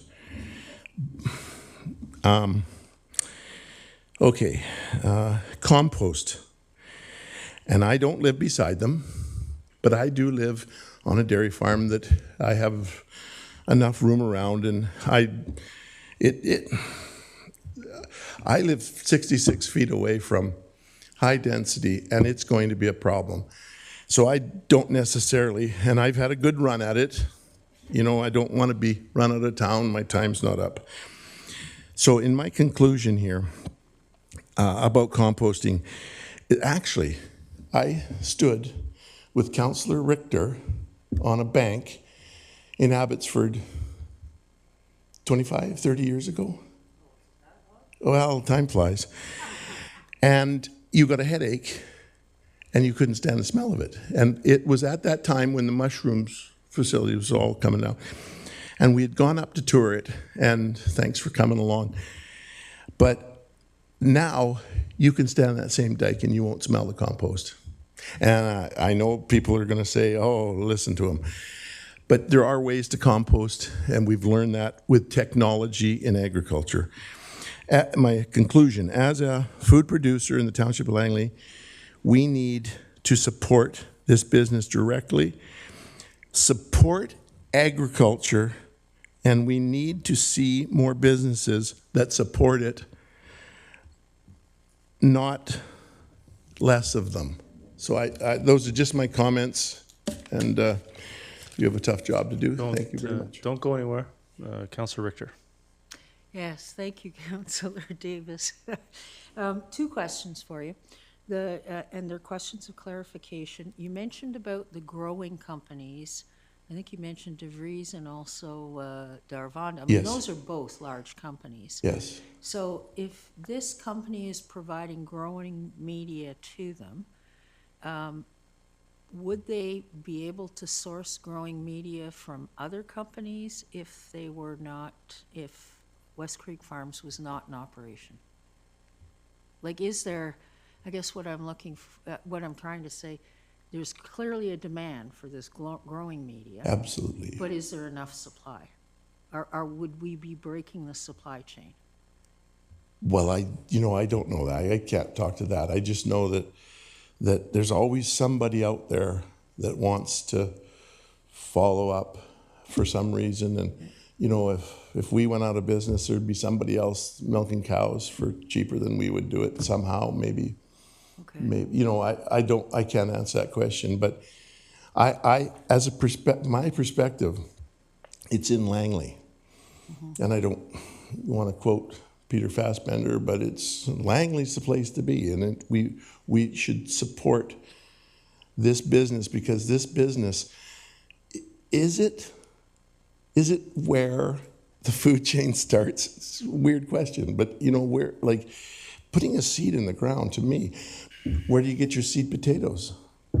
If you, like, I don't know if you buy them or you do it yourself, but a lot of seed potatoes come out of Pemberton because it's in an area that they don't get diseases. Well, it used to be, and I think it still is. Okay. Yeah. And the other thing you mentioned, you said it's not transferable. Well, now, what exactly is not transferable? Well, that's a good question, but it's on page 6 of the LAC. Approval of non-farm use is granted from the ALC for the sole benefit of the applicant and is non-transferable. Okay. Do you want this? No, I can go back. Yeah, okay. We have it in the staff. Oh, you have it, okay. Yeah. But I just wanted to make sure, so your understanding is that if this operator ceases to own this location, whoever they sell it to can't use the location for what they're currently using it for? Well, if you believe in this piece of paper. Yeah, okay. I think that there are some pretty serious questions about it, but I think that C is something that if you look at it, then it's grandfathered to maybe I shouldn't start talking that way because I don't really know, but if it's under West Creek and he's a good guy and he's operating and nobody really dislikes him, but they're worried about the future, that it relies heavily on number C. Okay. Thank you. Okay. No, Councillor Ferguson. Oh, well, thank you, Mr. Davis, for coming today. I see you're dressed for the attire again today, and it's the way I dress, Steve. You know that the Langley City is the place to be. Okay. Langley Township is 150. So anyway, no, I certainly I appreciate your comment. One last thing I'm going to just ask regarding the medium. You're saying that medium is something that all these or many of these growers use, and it's produced, you're saying, at the West Creek, and it's farmed locally, or so that you're mentioning today? Well, they mentioned two companies that do use it. Mm-hmm. There's a lot more that use it. Those are right in my back door. And things like odor and noise, how that can be mitigated, you're saying, in your submission? Well, when I had a tour down there, and I don't live there, but it was in an old building, and yeah, there's going to be dust, there's going to be smells, and I know that there's a company that composts up on 8th Avenue, and they move the compost is not a bad word. It is if it bothers you and it smells and all that, but compost is one of the best ways to land up, like if, in our case, if I could just compost, there's a great cost to it but if I could compost my manure, it's a way better product to use for fertilizer, for soil retention, for smell. My cow manure stinks. Pig manure stinks. Compost, when you apply it, it doesn't, well, in my opinion, doesn't smell quite the way chicken manure does. All of a sudden, it can smell aroma for hauling chicken manure. I mean, but compost is, so I know that it's been a bit negative, but I don't even know if you're allowed to compost animal waste. I don't know if you're allowed to even to bring it on. You know, one fellow said 50%. We're allowed to bring 50% onto our farm, but I compost my deads because I can't get rid of them, and I'm not going to bury them. I compost them, and after a year or two, it stinks. But the day I compost it, it does. So hey, you know what? I don't want to go on compost because I'm not that experienced with it, but I just know that compost can be a real good word if you do it properly. Okay, David, take care. Thank you. Yeah, thank you. So I had one final comment. Maybe we'll see you later this week at the open house for Williams. No decisions made yet, but I did want to mention it's not just some potential density and urban form changes, but remember the 5-acre park you tried to get added to Williams in 2018? Remember that? That's in the plan now. So there you are. So maybe keep an eye out for that. But you know what the landowner did? Cut every tree down. Really? Which parcel is that? Okay. You send us that and we... You got to be able to take a joke. But yeah. So don't put it on that parcel. Put it on another one that overlooks the valley. All right. Thank you. Thanks, Councillor Davis. Okay, next. David Davis. All right. I sit next to those shorts for 2 years. Mr. Feeney, please come forward. I'm hobbling. It's good to see you here again. I hope you're doing well. Yes, okay, thank you. My name is Hilary. Go ahead. Good evening, everyone. My name is Hilary Ruffini. I live at 8480 248 Street in Langley. My husband and I have owned the property for 50 years and have lived on it for 48 years. You can see the 8480 up on there. The bottom of the property, the eastern boundary, is West Creek and its floodplain, along with the next speaker and the Swatskas. And I just wanted to not just read this letter right now, I just want to address something that Mr. Davis said. The issue here is not the importance of compost. Everybody who is anything to do with farming, even if you haven't, knows the importance of it. In this case, it's nothing to do with composting and its basics and its absolute necessity. It's like other things. It's location, location, location. So my concern is not with the current operation at West Creek Farms. On our property, we do hear the noise, we hear the backup and the beeps and a bit of the scraping, but we don't get the smells because of the way the winds usually blow across, because we're on a slope. My concern is from an environmental impact and the fact that rezoning might not be a problem, a perceived problem right now for this operation, but it could very well be in the future when the rezoning becomes a thin edge of a wedge should the property change hands. It doesn't matter how much something in the past has said, it's only, rezoning is only good for this applicant. The argument would be that composting is a farming maybe it could be argued that it is a farming component and therefore could carry on.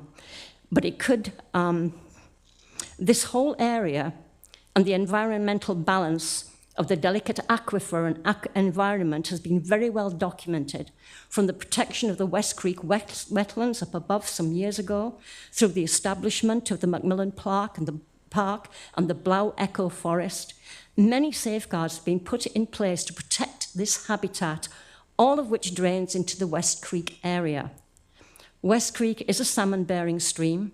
Such streams are already under extreme stress, allowing a zoning change that could lead to potential leaching of pollutants at the very entrance to the stream system that we are protecting and have worked very, very hard to protect, would be totally counterproductive to what environmental groups in the township already have in place.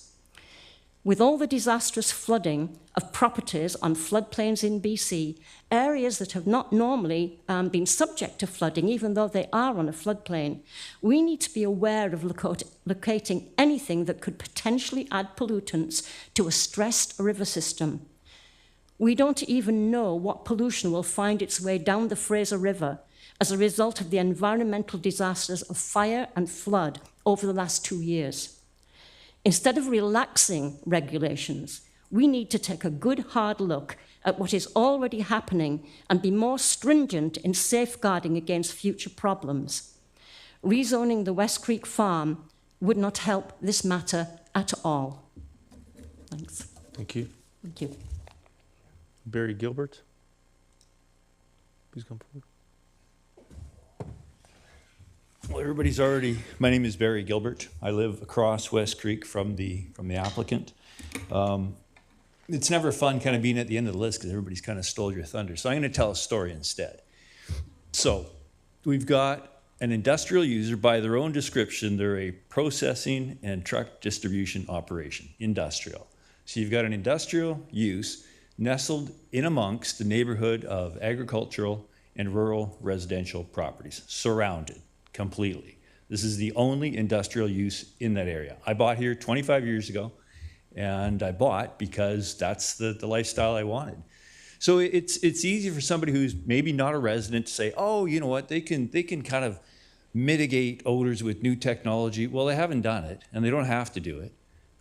So let me just kind of start. So you wake up in the morning, and they bring in trucks that bring in materials. And today there is no, deal with a slaughterhouse or a deal with a cannery, but I'm going to get into a story where somebody like this did do a deal with those operations, and it was horrendous.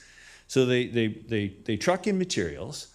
Sometimes it's like 5:30 in the morning, and I guess no one's there to receive it, so they lean on the horn. You're like, oh my God, here we go again, a horn at 5:30 in the morning. I'm quite susceptible and irritable to my peace being disturbed. Maybe some other people are a little more kind of relaxed and like, oh, whatever, so I hear a beeper. So it starts off early, not every day, but it does. And then they take their big scrapers, and they've I don't know how much area is paved, but it's a significant paved area, and they get their scrapers after the truck has dumped whatever materials they've dumped, and they scrape it in these behemoth tall piles. I look at it sometimes and go, how do they even get it up there? It's like 40 feet tall. So they do that, and every time they go into the pile and back up, it's the beep, beep, beep, beep. And I'm sitting there trying to have my latte in the yard as the sun's coming up. I'm like, oh my God, I gotta listen. So I go in the house, close my sound attenuation windows, and then have my latte inside. It's just not right. So they do that. What else do they do that's noisy? Oh, the odor. I guess where my house is situated, I don't smell the odor as much, but I know it's there. I've talked to neighbors. So you've got the noise, you've got odor, you got dust, you got truck traffic, which kind of exacerbates the problem that Fort Langley itself, Fort Langley proper, is trying to deal with. All of that, and it occurs to me, it's like, they just don't fit. I didn't know that they were illegal. I didn't know that they're operating for 15 years, not complying with the zoning. I don't know how it was found out, but, previous councils or staff didn't know. This council and staff figured it out. Great, it's good. So what do you do about it? Sorry, the other thing I missed, I should be reading my notes, but I'm so kind of worked up at this point that I'm just going to spew on. So they're in a floodplain as well. So and I'm sure, I could be wrong, but I'm sure they don't have, I was trying to build a horse arena, covered arena to feed my bad habit of a horse. Well, the cost to do the stormwater detention, bioswales, on, because I lived next to the fish bearing, salmon bearing West Creek, was horrendous. I thought, you know what, I'm going to ride my horse outdoors. It's fine. I would bet that they don't have, given the number of years they've been there, I would suspect, could be wrong, that they don't have detention systems, retention system, bioswales. Anything that happens on their site in a storm event or a flood ends up in West Creek. It's horrendous. I mean, I don't know if fisheries has been involved in this. I spoke to somebody I didn't even know they existed until yesterday, so they're not here because they didn't feel comfortable they had time, but the Glen Valley Watershed Society, the Langley Environmental Partners Society, spoke to both of them. They were kind of my definition, my interpretation, up in arms, like, we didn't know about this. What's going on? But they said, you know, we have a membership we have to go to. We don't have time to stand up in front of mayor and council and give our thoughts. But it's such, Glen Valley in itself is pristine. It's beautiful. That's why I'm there. That's why I think my neighbors are there. West Creek, I lived there for 10 years, not even understanding that there was fish in the creek until I tripped on them one day. You have to go down there in October to see the spawning coho and chum. It's pristine. So the fact that somebody has been operating an industrial business for 15 years, got found out, had a competitive advantage, as one of the neighbors pointed out about, you know, they've been paying a whole lot less of a cost base than their competitors. And there are competitors that can feed soil products to the you know, the seedling growers and stuff like that. It's not just these guys. And I'm going to come back to that if you remind me. If I forget to come back to that, please remind me. Well, your 5 minutes is up. If you want to try to remember to come back to it, I can circle around. I can kind of. I think we have the message, but if you have more information, I do submit, have more. please continue. Sorry, I will. Okay, so they don't fit. They're an industrial use. They don't fit. So why are we even considering rewarding them with a rezoning to allow an industrial use amongst total non-industrial neighborhood? We impact them zero. They impact us every day with noise and odors and things. So there, just to go, two things on the ALC. Number one, they had to go to the ALC because it is clearly non-agricultural. They don't produce anything on site, zero, nothing. They have an asphalt apron that they process whatever they bring in. It could be, you know, terrible things like you know, fisheries product, like animal waste. They could do that. The current people don't do that, as far as I know. So they don't fit. Sorry, ALR. So the ALC said, number one, are you asking to be excluded? No, we're not. We're still ALR. Great. What's your second question? Well, we're not an agricultural use. We want you to say that we can conduct this non-agricultural use on agricultural land. And they said, yeah, fine, because you do contribute to the agricultural industry, and they do. Nobody has said that they don't. That's an absolute fact. They contribute an input to the agricultural industry. So does a fertilizer and pesticide plant, which have been approved by the ALC on agricultural lands, because it's another needed input to the agricultural industry. So we're not saying that they're not an input. They are. They simply don't fit Glen Valley. They're industrial. They don't fit. So why would you approve it? I have no clue. There's big downsides. Problems with the neighbors, problem with the creek, problem with trucking. It just goes on and on and on, the potential. The current guys are okay. I've had complaints and they've done what they can. The next generation, because dollars to donuts, it is a transferable license that ALC issued because it's West Creek. They'll simply sell West Creek farms to the next guy. It's not the individuals that ALC permission is entitled. It's the business. So I'm going to see if we have other first-time speakers. If you have more information, yep, I do. But I think, you know, try to be very reasonable and give lots of leeway. But you have made the same point multiple times. So if you have more new information, we can certainly come back. I do. I'll come back. Okay. All right. Okay. So no other speakers on the speakers list. Is there any other first-time speakers that wish to submit on item C4? Please come forward.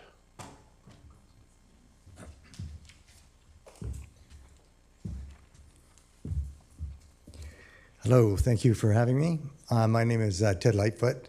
I live at 5458 272nd Street in Langley, and that is right in the heart of Gloucester Industrial Estates where West Creek starts. So my focus is more on the salmon probably than anything else. But I have a few things to start with. This is from Linda and I regarding the proposed rezoning of West Creek Farms. We would like to go on record as being opposed to this rezoning, the results of which have the potential to severely negatively impact the environment and most specifically the health and biodiversity of West Creek. This operation is a floodplain and adjacent to one of the most important salmon-bearing streams in BC. What kind of precedent does it set if a company can be non-compliant for years and then instead of being forced to comply with the rules, asked to have the rules changed to suit the way they operate their business? Have we learned nothing from the 10-year battle in Abbotsford, where a similar operation was created as an untenable environment for the unfortunate neighboring properties? And how does this rezoning application align in any way with the township's climate strategy or sustainability charter, which purports to recognize and champion the needs to protect our wetlands, streams, and watercourses? Businesses change hands, and steps currently the owners may be taking to minimize harm to the environment will not necessarily be a priority for the future owners, and the request rezoning opens the doors to potential abuse. A lot of these things you've already heard. We urge you to refer to the mitigation hierarchy attached, developed by the Ministry of the Environment, and in effect today, which outlines 4 components to address to mitigate environmental impact. And the top priority is given to avoiding doing anything and minimizing negative impacts and the rezoning of the properties, and this does neither. Yesterday was Rivers Day, and it's a worldwide event, and I had the fortunate opportunity of starting at Hope with a flotilla of First Nations people coming down the Fraser and sort of being introduced to the Fraser River downstream to Mission, where we have these wonderful gravel beds, where we have salmon, we saw sturgeon, we saw pink salmon, all up in that area. These fish migrate out to the open ocean, and on their migration, they need to get into estuaries and places like West Creek. West Creek is the first river up from the ocean that doesn't have a pumping station on it. The Salmon River does, and we know that fish get ground up. When I was a kid, we lived on the Salmon River. The salmon, when it got put in, basically got all ground up. And the West Creek is further up, so it's not as tidal, and the water can flow in and out of it. And it's habitat for all of these fish. So it really needs to be protected. So any changes that take place on that property can affect the salmon. And you need to, talk to the senior government officials, ask them what their opinion is on this, because they have a system set up so that, if you're going to change the stream, you got to make sure that it's beneficial to the salmon in that stream. And we have all of these fish that are requiring this, and then of course the cohort coming up into where we live, and we're trying to protect that as well, right? So anyway, have a look at that mitigation hierarchy. I'll leave a copy of this, and it sort of outlines exactly how we should be protecting the salmon. Yesterday was a wonderful day, most beautiful day to be coming down the Fraser River on a sunny day and seeing all these sturgeon and salmon and so on, and the gravel that makes these nesting sites for the salmon. I mean, we've got this amazing river, and it's all part of our river system here, so we need to really protect it. So that's what we're counting on you guys to do. And this operation, I mean, if we have a serious flood, it's in the floodplain, all of that stuff gets picked up, put in the river, and it shouldn't happen. So I think you have the opportunity here to step forward and shut this non-compliant thing down, and it will go a long way to mitigating the impact that something like this disaster effect could have on our salmon in West Creek. Thank you very much. Thank you. Is there any other first-time speakers? Please come forward.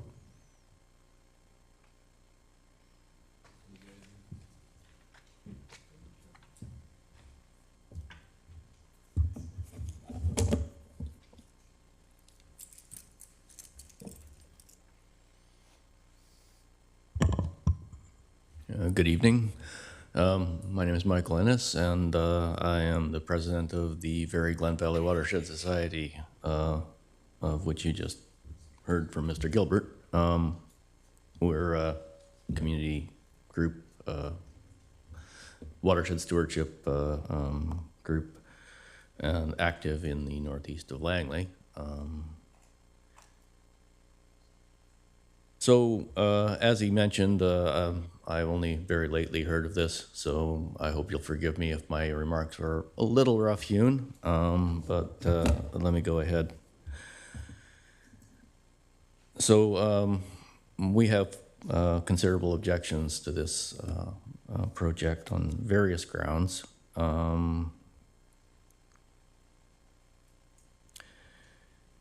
But let me concentrate on two of them to begin with. The first is what I'd call the geographic ones. This is, as has been pointed out by other speakers, on the Fraser Valley, the Fraser River floodplain, and directly adjacent to West Creek to a degree that makes me wonder about the propriety of that in itself. There is no dike protecting this area of Glen Valley. The Fraser River, even under ordinary high water events, invades the lower reaches of West Creek, and if you look at certain editions of the National Topographic Series maps, you'll see that, because they were prepared from aerials during which high water was in the case, and so they show large embayment going into lower West Creek. What would happen in event of an actual flood would be that the river would wash into this area and strew everything that they've got there all over the place, not just into the Fraser River. It would gyre around who knows where. It'd be a great big mess is what. And some of these materials are likely to be deleterious and undesirable. Okay. Let's see. So it's also directly next to West Creek, as I was saying. This is a habitat for a potential habitat for at least 4 species of salmon, the coho and chum, which spawn in West Creek, the pink, which either now or historically have spawned in West Creek. It's exactly the sort of place where pink salmon will spawn in the lower reaches on the floodplain there. And it's also rearing habitat, ideal rearing habitat for Chinook. So there's that.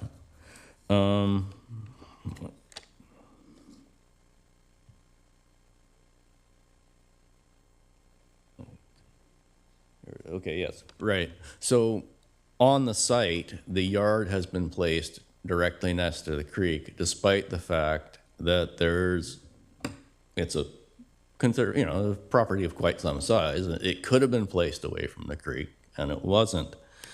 So all considered, this is about the least appropriate location for the property for an operation of this kind on geographic considerations, and about the least appropriate site for the industrial yard, given the property you're dealing with.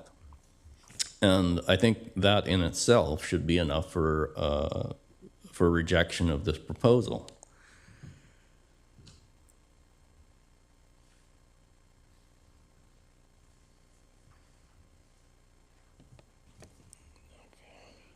Okay, and the second one is in terms of the history of this and what goes on. It's my second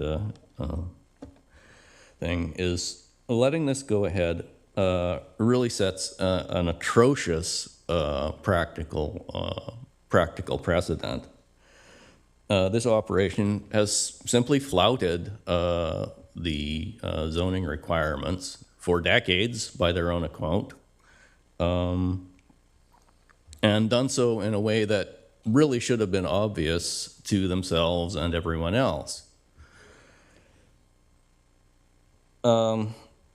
Is the township now really going to respond to this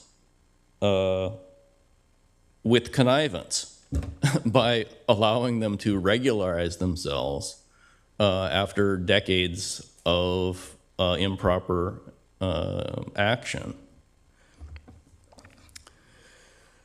So those are my two initial points. I'd also like to address, with respect to former Councillor Davis,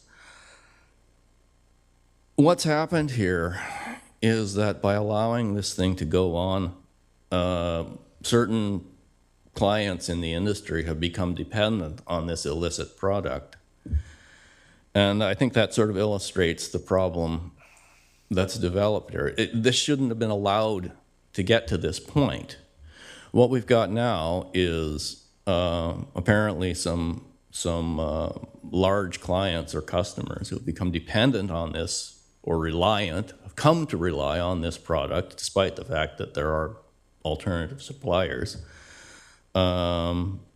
Maybe because it's a good product, I don't know. I haven't investigated that in any kind of detail.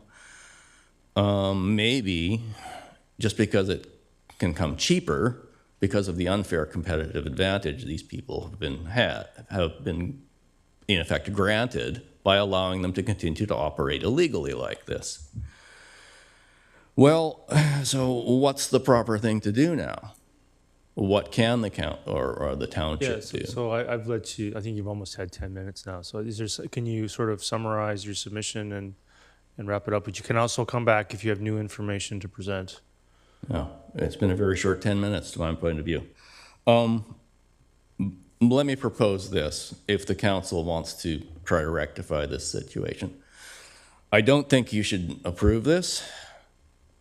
If it is within your power and you can figure out some clever ways to do it, you could try to help facilitate this place to relocate. If these big customers are so happy with them, they should be making, have a profitable business going here, and they need to move. And if you want to allow them some latitude, you can give them some time to help, so to allow them to do that. But if they're so valuable to the industry, they should be able to find an alternate location. They've grown to this size. Okay, it's time to be big boys and move their operation that everybody seems to be happy with from their customer's point of view to a location that's already zoned for it, rather than sort of retrofitting the zoning to accommodate them. If they're that important, they should be able to manage that. And maybe you can facilitate that in some way. I'd suggest that as a much better solution than approval of this program. Thank you very much. Thank you. Is there any other speakers from the public to speak to item C4? New speakers? Yeah, please come forward.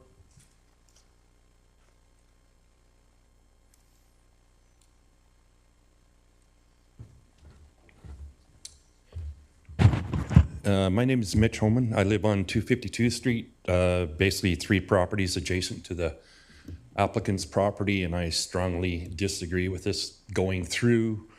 Pretty much everything's been said. Everybody kind of knows the pulse of the neighborhood, so to speak, and the way I look at it, aside from that stuff, it's something that's illegal, and you're stacking something else illegal on top of it. Thank you. Thank you. there any other submissions from the public? First-time speakers, please come forward. I'll just add a couple more things. Actually, Mr. Lightfoot, I'm going to go to first-time speakers first, and then I'll call for second-time speakers. Appreciate that. Thank you. Yeah, no problem. I just get through the first ones first, and then we'll summarize the secondary submissions. Please go ahead. Good evening. My name is Manija Ghaffari. I am Jim Lorba's wife, and we are actually, I think if we are not the number one, we are the second biggest border we have is a property, 24990 across the street. I want to actually completely talk from a different angle to the subject. And I'm by training, I'm a psychotherapist, and I'm doing in a field for 30 years. I want to see, do you guys have children? Yeah, of course, right? When they do something wrong, what do they do with them? Or they prize them, or do you encourage them? Do you say, bravo, you did it good, let me to prize you? And but it's the food for thought. Really, it's just what I want to say. What president are we sitting here? This is something to think. Actually, with again, I'm sure you are being elected and you're being respected to be elected, to be in a position you are. It's about the president, what we said. What value are we setting up in the public? And second thing is I'm thinking, it's wonderful. It's a lot talked about. I think every point was very valuable point. It was about this is related to the farming. It's important to be able to support that. I 100% agree, by the way. Council Davis, I'm sorry. And there's the whole bunch actually said in that purpose. I believe that. And I believe it's important to go ahead as Langley need that. But again, Langley has a lots of actually, myself, I'm living in the Langley for 10 years, and I have been in Lower Mainland for 30 years. And I know it has a lots of great property with a low impact. Can we not take that in consideration to move it somewhere else and leave the Glen Valley as it is, as it's a pure, very natural, beautiful space for natural habitat, and it's the growing and the things and go on. I think we can actually have some agreement. Is the how do we negotiate to have that, but somewhere else in a more appropriate land. And the third thing I was going to think, again, I'm sure it's that all of you live in a house and you want to live in a places which is more peaceful. It's a very interesting. I wake up every morning to that beep, beep, beep, beep, every morning. And we have to, it's a very annoying. And I think it's one argument, few people had a good argument here. This area is heavily residential. It's a farmland, but it's a residential. It's not industrial. People bought a place in here from around the Peanut, getting into all the area in a valley. It's because people come in a peaceful area. So we bring it, we put the presidents, today is they are coming. When is who's next? Maybe they are a very good, trying to obey so far, being a neighborly neighbor. But who's going to be next? And how can you guarantee that? You can't. In a reality of the world we are living, none of you can guarantee that. So I think that's a lot of food for thought actually to think about if we want to let go to such a project go forward. Thank you so much for your time. Thank you. Any other submissions from the public on item C4? First-time speakers? Any other submissions from the public? So for a third time, any first-time speakers? Great. Is there any other second-time speakers who wish to come back and present some additional information? Mr. Lightfoot? Yeah, go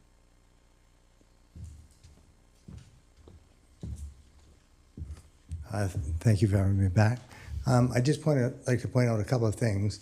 The First Nations had a campsite or a dwelling site right at the mouth of the West Creek here. It was a very important stream for the fishing and so on.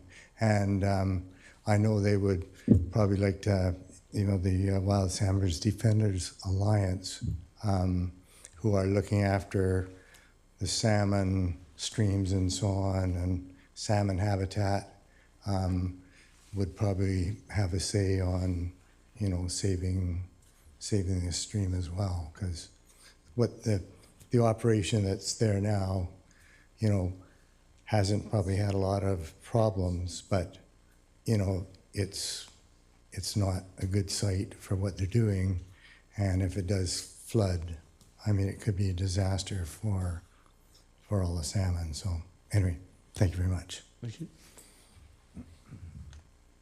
Anybody wish to come back and speak for a second time, please come forward. Just go ahead, yeah. We'll have time for everybody. We'll get to everybody. I thought I was really quick the first time, so I'll try to be quicker this time. New information, if you can, you know. It's new information, yeah, although it's okay. So Yeah. Michael, who I didn't realize was here, kind of stole my thunder. What I was going to say, and I did submit it in a letter, is that, again, for the reasons that everybody has said, I just think it's a totally inappropriate site for this, industrial, blah, blah, blah. You've heard it from me and others. But we're not asking to kind of issue a cease and desist. We're not asking to, you know, punt them tomorrow. And if there is a way that you know, mayor and council can direct, maybe it's legal, maybe it's planning and legal, to figure out a way to allow these guys to relocate their business. They can stay there for however, you know, long you deem is reasonable, but they can go and they can continue their business and they can continue to, you know, supply the input to the agricultural industry that they currently do in an appropriate area, a safer area, and an area that they fit. So that was the point that I was trying to make. So I do have one new one, and I almost kind of resist doing this. I'm hoping and praying that council, they have an opportunity to solve what's been a problem for a long time. If you choose to go the way of a rezoning, then my plea is ask, I guess, planning staff to go back and look at the language, because the language of the rezoning right now is wide open for them. And here's my quick example. In Ladner, there was a soil processor who decided he was going to do a deal with a cannery across the street. The guy paid him to accept fish, offal, whatever the, you know, the euphemism is for fish guts. Sorry for using the word guts. So he brought it onto his property. It was part of an agricultural operation. It was his own kind of soil tending that he was creating for his own products or for his own plantings. But he created a lagoon. He brought in truck after truck of fish guts and other things, and it was horrendous. The smell, technology makes smell goes away. I don't think so, because I was in that neighborhood. I know the site. The smell would make your eyes water. And that's one instance of what could happen if the zoning was approved as it's currently drafted. There is no restriction on that. And I can go on for other issues. I would just ask council, if, hopefully you don't, but if you choose to allow that use in that location, that you at a minimum, you know, go back and have staff revisit the language and tighten it up a lot so that the kind of the disruption, the impact to the neighborhood is at least minimized.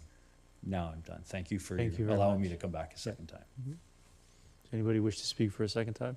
Please come forward. Just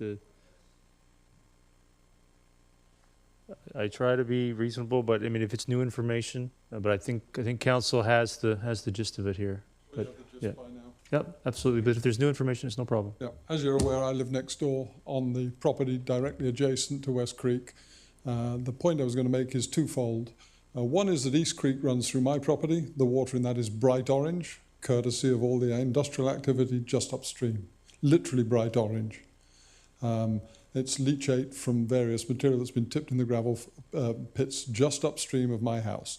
The second point is that front field of mine floods, as does the front field of West Creek. There is a reason why all of the activities in West Creek take part in the rear field, because the front field floods every year. Not when it floods, every year it floods. And the highest water I've seen there is it was just touching 252. There's a dip just by my property, and it was just touching the road there. It was literally within a foot of the roadbed. So it's not unusual for this property to flood. It's just how bad the flood's going to be. So every year I get the same notice from the council telling me to pick up my goods and run for the hills. And my wife usually is encouraging me to get sandbags and start digging trenches. So I try and avoid that one, but that happens. But every year it floods. front field, their front field, and East Creek, which is supposedly salmon bearing but is actually bright orange, floods with it. So everything floods out of the Fraser River, there's no protection. Just thought I'd pass that on. Yeah, thank you. Anybody else wish to speak for a second time? Please come forward.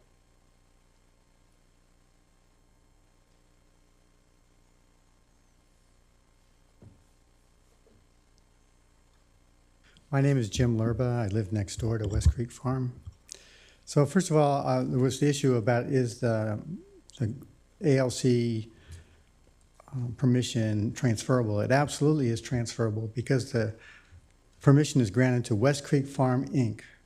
And so the owners of West Creek Farm would just sell the business. The business is not changing, and they will be able to carry on with the exemption if you guys give them a zoning change. The second thing is West Creek Farm is growing larger. I've been here 10 years and I've noticed the change. The racket has increased, the smell has increased. They started, I don't know, about 4 or 5 years they started making methane smell. It took me a long time to figure it out. What I'm trying to point out is that we're not opposed to the company that is there. We're opposed to the zoning change and the potential for misuse of the property, continuing misuse going forward. Next thing I would ask is, does West Creek Farms comply with current runoff regulations? We've been talking about flooding, which is certainly an issue. I've seen them mighty close to getting flooded. But what about just regular runoff? They have a big concrete pad or asphalt pad, I don't know what it is. It's impervious. All their water runs off, carries whatever gets dropped from their loaders, whatever. You know, the nutrient stream coming off West Creek Farms into the creek is probably significant as far as causing algae bloom in the creek. I paddle in the creek twice a week, and I can tell you the creek has algae bloom issues. Now, the last thing I was going to mention is RU5 is a maximum 33% of the lot is covered or impervious. Well, West Creek Farm probably exceeds that now. They're a 20-acre farm, and 5 acres of it, if you look at it from above, it looks like it's mostly all impervious. And then I'm going to come back again and remind you all, this is farmland. This is not industrial land. It's the best farmland we have in the country. And this land could be growing vegetables, short season vegetables, just like it's being done, I mentioned earlier, on 232 and McKinnon, Rawlston Crescent. And then the last thing I was going to say is, the appropriate thing to do here is a sunset clause. They're good people who are running this place. They can move. They've got a profitable business. They can go. Or they'll get absorbed by one of their competitors who's already doing the same thing and wants to go after this bit of greenhouse business that they do. And all of their competitors are also selling to the ag world. They're not just selling to developers building new houses. So this whole piece about they're not it's an essential business. It needs to be there. We live in a competitive business world. Somebody's going to make this stuff, but they need to make it in an appropriate place, not sitting on floodplain on the curve of West Creek. Thank you. Thank you. And there's speakers from the public wish to speak a second time. Any other submissions from the public? And then for a third time, final time, any other submissions from the public? With that, I'll close the submissions from the public. Does council wish to have a break, or do you want to hear from the proponent? We could have a break after that. Let's hear from the proponent. Is there a submission to be made from the proponent? Please come forward.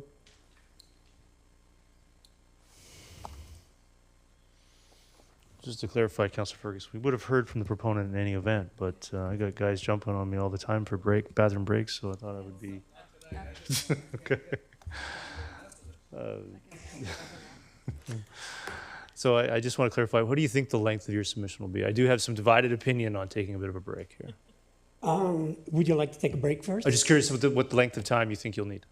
I beg your pardon? How much time do you think you will need? I can do this in 4 minutes. 4 minutes, okay. But we've got a number of speakers of West Creek who will follow after me. All right, so I think rather than be under time pressure, why don't we take a 5-minute recess, have council come back refreshed and ready to hear your submission. Okay, thank you. Sorry about bringing you down, but we'll bring you back in 5 minutes. Thank you.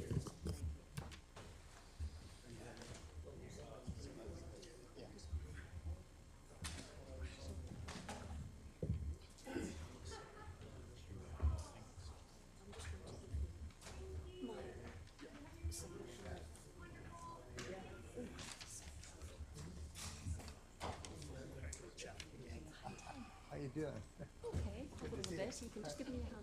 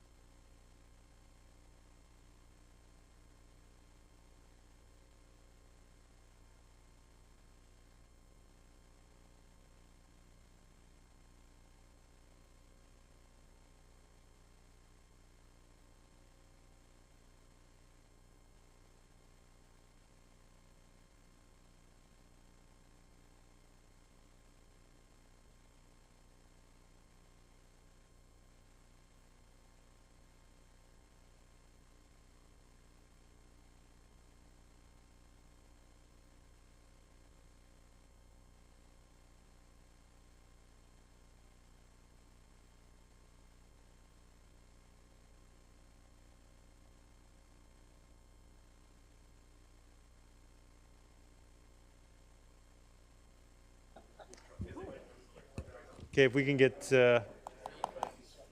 back underway. Yes, they are. So we can get back underway. Invite the proponent to come back down and start their submissions.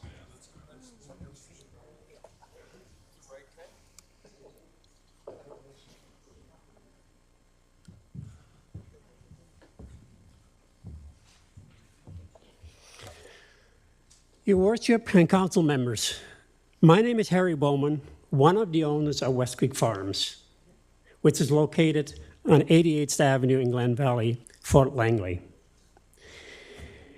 My wife Rena and I work full-time at West Creek Farms. Even though we do not live on a property, we spent more time at that property than anywhere else. Both Rena and I were born and raised on farms. I came to the Glen Valley area in 1974 and worked on a local farm in that area prior to pursuing and obtaining my accounting designation. In 1985, Rena's uncle and father purchased the current West Creek Farms property. At that time, the property was a derelict and abandoned mushroom farm and had not been in operation for a number of years. After purchasing the property in 1985, Rena's uncle, at the request of local greenhouses and nurseries, developed the business of producing and supplying soilless growing media to the horticulture industry. My involvement from day one was as West Creek Farms accountant. In 2003, her uncle retired, and I, along with Mr. Frederick Munn, our respective families, purchased the company from him. In 2015, and this is very important, the BC Assessment Authority reclassified our property zoning from having farm status and being able to do what we did to light industrial business and residential status. So the BC Assessment Authority reclassified our farm status. In response to that, we started the process of applying for a zoning amendment of the property to ensure West Creek Farm continues to operate the business in compliance with the Agricultural Land Reserve and the Township of Langley zoning rules. In June of 2022, the Township Council unanimously agreed to forward the change in zoning application to the Agricultural Land Commission. In early 2023, the Agricultural Land Commission approved West Creek Farms' current and continuing use of the property and referred the rezoning application back to the Township Council for approval. And that's where we are right now. West Creek Farm has operated its soilless, and we're not doing any composting or bringing green waste. What we're doing is very unique, and my partner Frederick will explain that further. We have operated our growing media processing and distribution operation on this property since the mid-1980s, going on 40 years. During COVID-19, West Creek Farm was designated to be an essential service business in the Lower Mainland. Obtaining council approval of the requesting zoning amendment of the property will ensure West Creek Farms can continue its important role as a crucial supplier of growing media to the greenhouse and nurseries in the Lower Mainlands and contribute to the township agricultural economy. We respectfully ask Council for support in approving our rezoning application. Frederick Munn will now take some time and explain what it is exactly we are doing on our property. Thank you. And I can pass this on.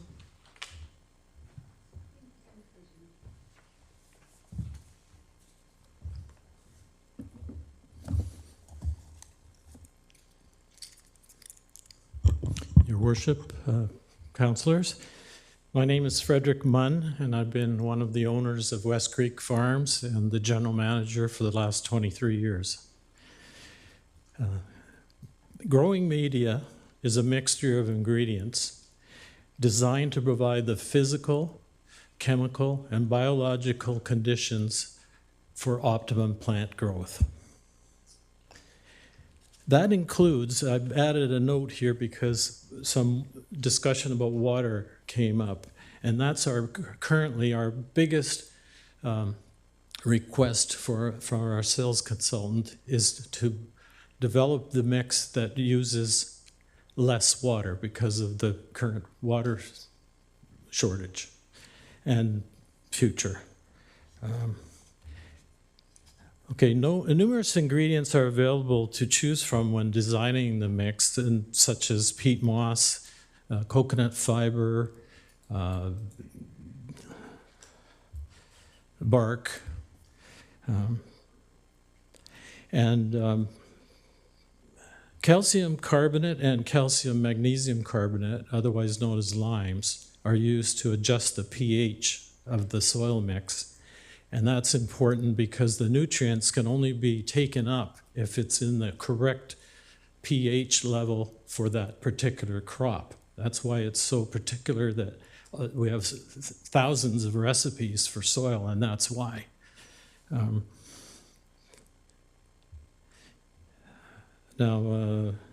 Yes, various fertilizers are incorporated to suit individual crops, and the duration of the growing cycle. Functions of the growing media are to, 1, allow the roots to anchor the plants, 2, provide ventilation. For just like humans, they rely on respiration. They take in oxygen, they exude carbon dioxide, and oxygen enters and carbon dioxide escapes through the root zones, through the network of soil pores. And then the other reason is to hold water, which roots use to moderate the soil temperature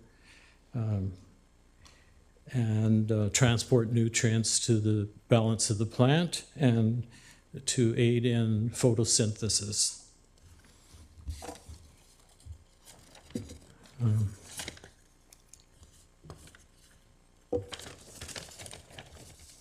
West Creek's mission statement, I think it's important in this case, is to provide the finest quality, custom-made growing media to the greenhouse industry.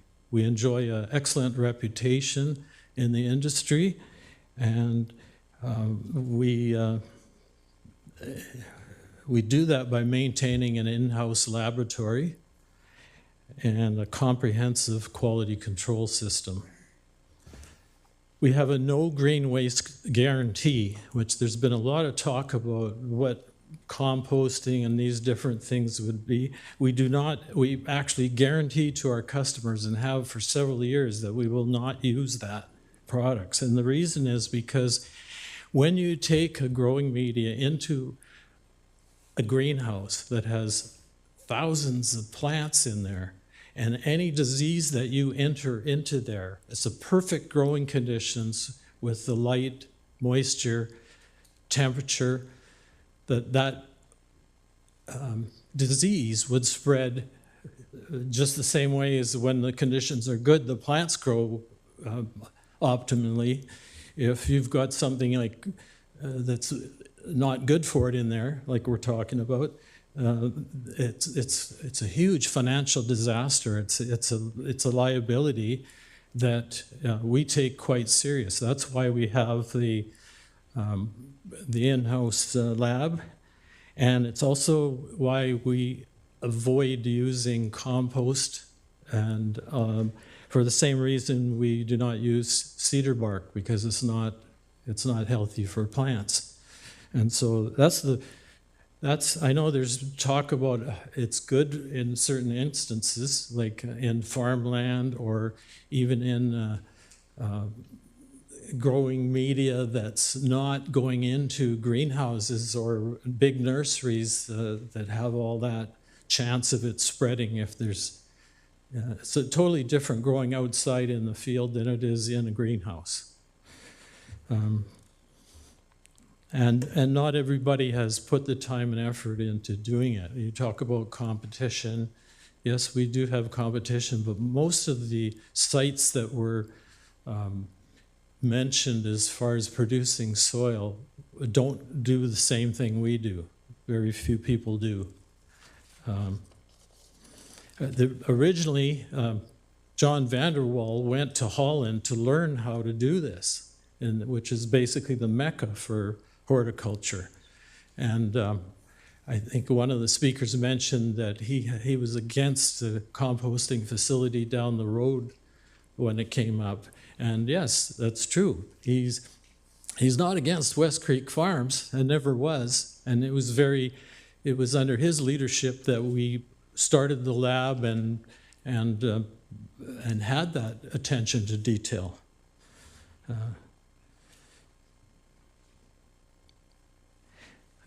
Growing media formulations are designed to suit the specific greenhouse or nursery crops, container sizes, the conditions that they're growing in, and problems such as compaction, poor drainage, too much water holding capacity, not enough, nutrient deficiencies are all avoided through adherence to strict standards that we've established over the years, and we monitor our product to make sure that they fit with that.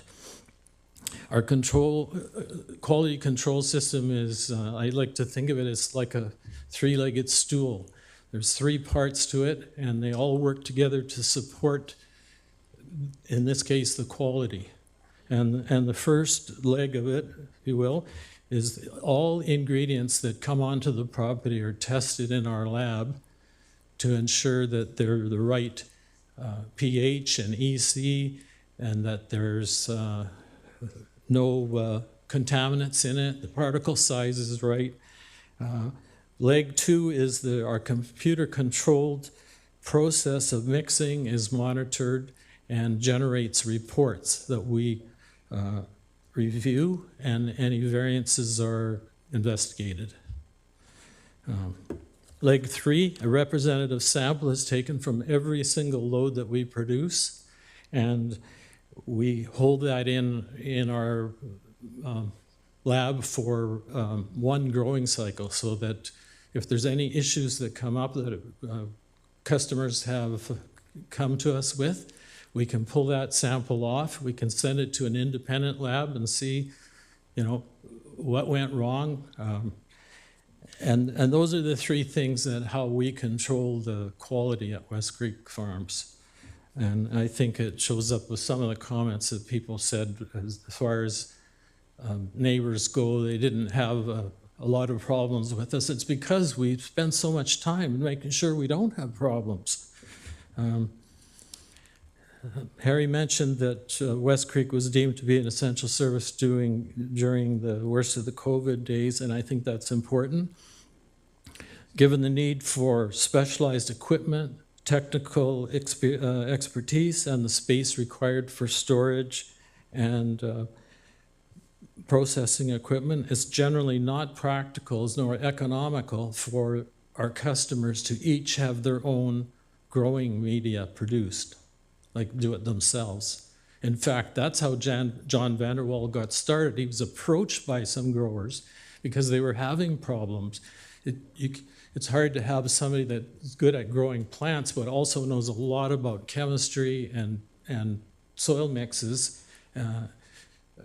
And so they had some problems. And so they came to John and asked him if he would address that. And that's why he went to Holland and came up with it. So if you could stick to the matter at hand, though, the bylaws themselves. Okay, I'm almost done here anyways. My last really, I think I did mention a mark. Yes, I wanted to respectfully ask the council to approve our zoning application, and I also wanted to introduce the next speaker, who is our agrologist, and I'm sorry, Dave Malinchuk. Great, excellent, thank you. Thank you. Yes, sorry. Councilor, I have a question from Councilor Richter. Yeah, and I'm not sure which owner I should be asking these questions to. I just have some clarification questions. So the farm was a derelict mushroom farm. Correct. When did you and your partner buy it? What year? 2003. Yeah, 2003. 2003. But it's been operating there for 40 years. So I guess it's the previous owner, John Vanderval? Yes. Jan Vanderval, who started it? Yes, that's correct. Okay.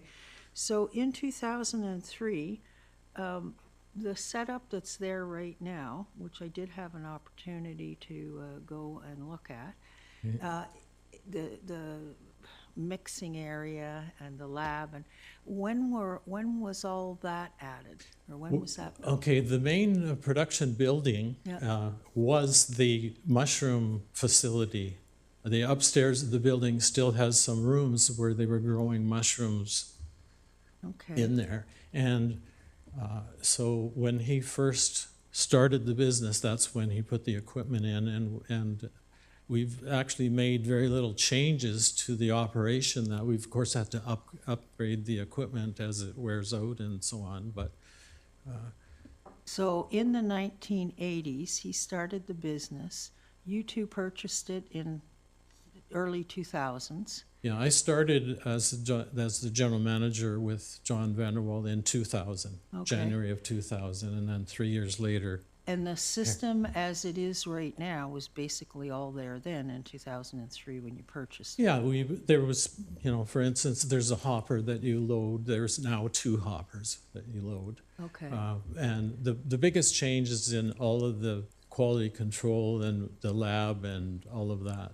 Okay, so all this, and I think it was Harry that spoke to this with regards to 2015, the BC assessment. So did you know that you were doing something there prior to 2015 that wasn't Yeah, we quite? were operating on farm status, totally. Yeah. The word illegal has been thrown around here quite liberally, but we were allowed to operate, the company was allowed to operate as a farm, as agricultural land, under farm status. When the BC Assessment Authority came along in 2015, they contacted us and they wanted us to, we provide them with financials because the 50% rule of growing your own produce, we had gone past that. Oh, Like in the past, number of times we had a farmer take the hay off the front field, but nowadays with their large equipment and the labor shortages, they're not really interested anymore in coming to a relatively small 10-acre field with ditches through it. Okay. So since then, we've left that front field dormant because it's, as Dave will explain, it's you can't grow product on there, that 10 acres. Okay. It just can't. And then in 2015, so when the BC Assessment Authority came along and said, you changed our status from farm status to, right now it's like light industrial / business / residential, we contacted a consultant and said, what do we do? And we started the process of applying for a rezoning amendment to our property so we can continue doing what we're doing, because we are quite an important supplier to the industry in Lower Mainland. Okay. So we've gone on with this post for about 3 years now. It came before council a year ago, and it was unanimously by council approved to refer to the Agricultural Land Commission. The Agricultural Land Commission came back fairly quickly in January and approved our current use and continuing use of the property. They signed off on it. And then under the process, they have to come back to Langley Township Council for the rezoning process to take place. And that's where we are right now. Okay, so just one last question, a clarification then. Do you know what triggered the BC assessment, reassessment Yeah, in what 2015? my thinking is that there were a lot of properties being claimed as with farm status hobby farmer, and that people with small properties were claiming farm status and reduced property taxes. Okay. And I think the BC government and BC instructed the BC, and this is my theory only, that they instructed the BC Assessment Authority, let's go check out all these properties to determine whether really are they farms or are they what I call hobby farms, where people have a job, they build a mansion, and they have a couple of cows or a couple of horses, and they claim the farm tax status. And I know for a fact that's happening a lot, as you are probably well aware of it. And it is what it is. But when we realized that we had a zoning issue, we immediately started addressing that. And we've spent considerably time, effort, and cost to become in compliance with both the Agricultural Land Reserve rules and the Township of Langley zoning requirements. So if this zoning amendment gets approved by council, then we are fully in compliance with ALC, ALR, and with the Township of Langley zoning rules. And that's what we're asking for. Okay, one last question. Yeah. So if you move off the farm, Yeah. is the mushroom farming zoning still in place? So a mushroom. Is the what? it mushroom farm? Can a mushroom farm open up there? Years ago, somebody operated a mushroom farm on there. Yeah. And currently, the property is zoned for mushroom farm, pig farm, dairy farm, greenhouses. We can even operate a marina, a boat marina on there. If you were allowed a veterinary hospital on the property under current zoning. All we're wanting is to continue doing what we've been doing so well for all these years under the proper zoning rules, and that's what we're asking for. Thank you very much. Yeah, so if you have a technical submission here in a moment, I had a couple of questions while you're at the podium. Do you consider it an industrial use? Do we consider our industrial use? Do you consider your current operation an industrial use? No. And why not? Because in industrial, you have to be properly, it's a whole different zoning, in my opinion. And I don't know the ins and outs of industrial zoning, but we are an agricultural horticulture supply company. And what we're doing, if you look in the Township of Langley, there's now numerous wineries that, yes, they grow 50% of their own product, but they have restaurants, they have retail stores on their property. Is that considered farming these days? As former Councilor Davis explained, farming has changed. Yeah, and I'm not suggesting you need to be defensive or bring in non sequiturs about wineries. I'm just asking, how do you respond in a way without trying to create a debate? It's being claimed that it's an industrial use. Why do you not consider it an industrial use? It's got nothing to do with wineries. If I could say that, it's because of how it got started, because all the growers used to mix their own soil, and it was started from the farmers themselves that were doing it, that I suppose if we were to amalgamate with one of them, then we'd automatically be legal. If we build a greenhouse on a property and start growing plants, we can continue producing and supplying soil as media. Yeah, and I think a lot of these nuances are important. Yeah. And they weren't in your submission so far. So maybe there's more to come, right? We hadn't. Well, oh yeah, sorry, but the next speaker has addressed a lot of the issues that have come up, and I think he's maybe a little more eloquent at, maybe not eloquent, but he's more knowledgeable. On the environmental impact. He has, I think, 45 years experience in it, and he can answer those questions. So there's more submissions to come. Let's have those. That's great. Thank you. Okay. All right. Well then. Thank you. Thank you. There's your build up.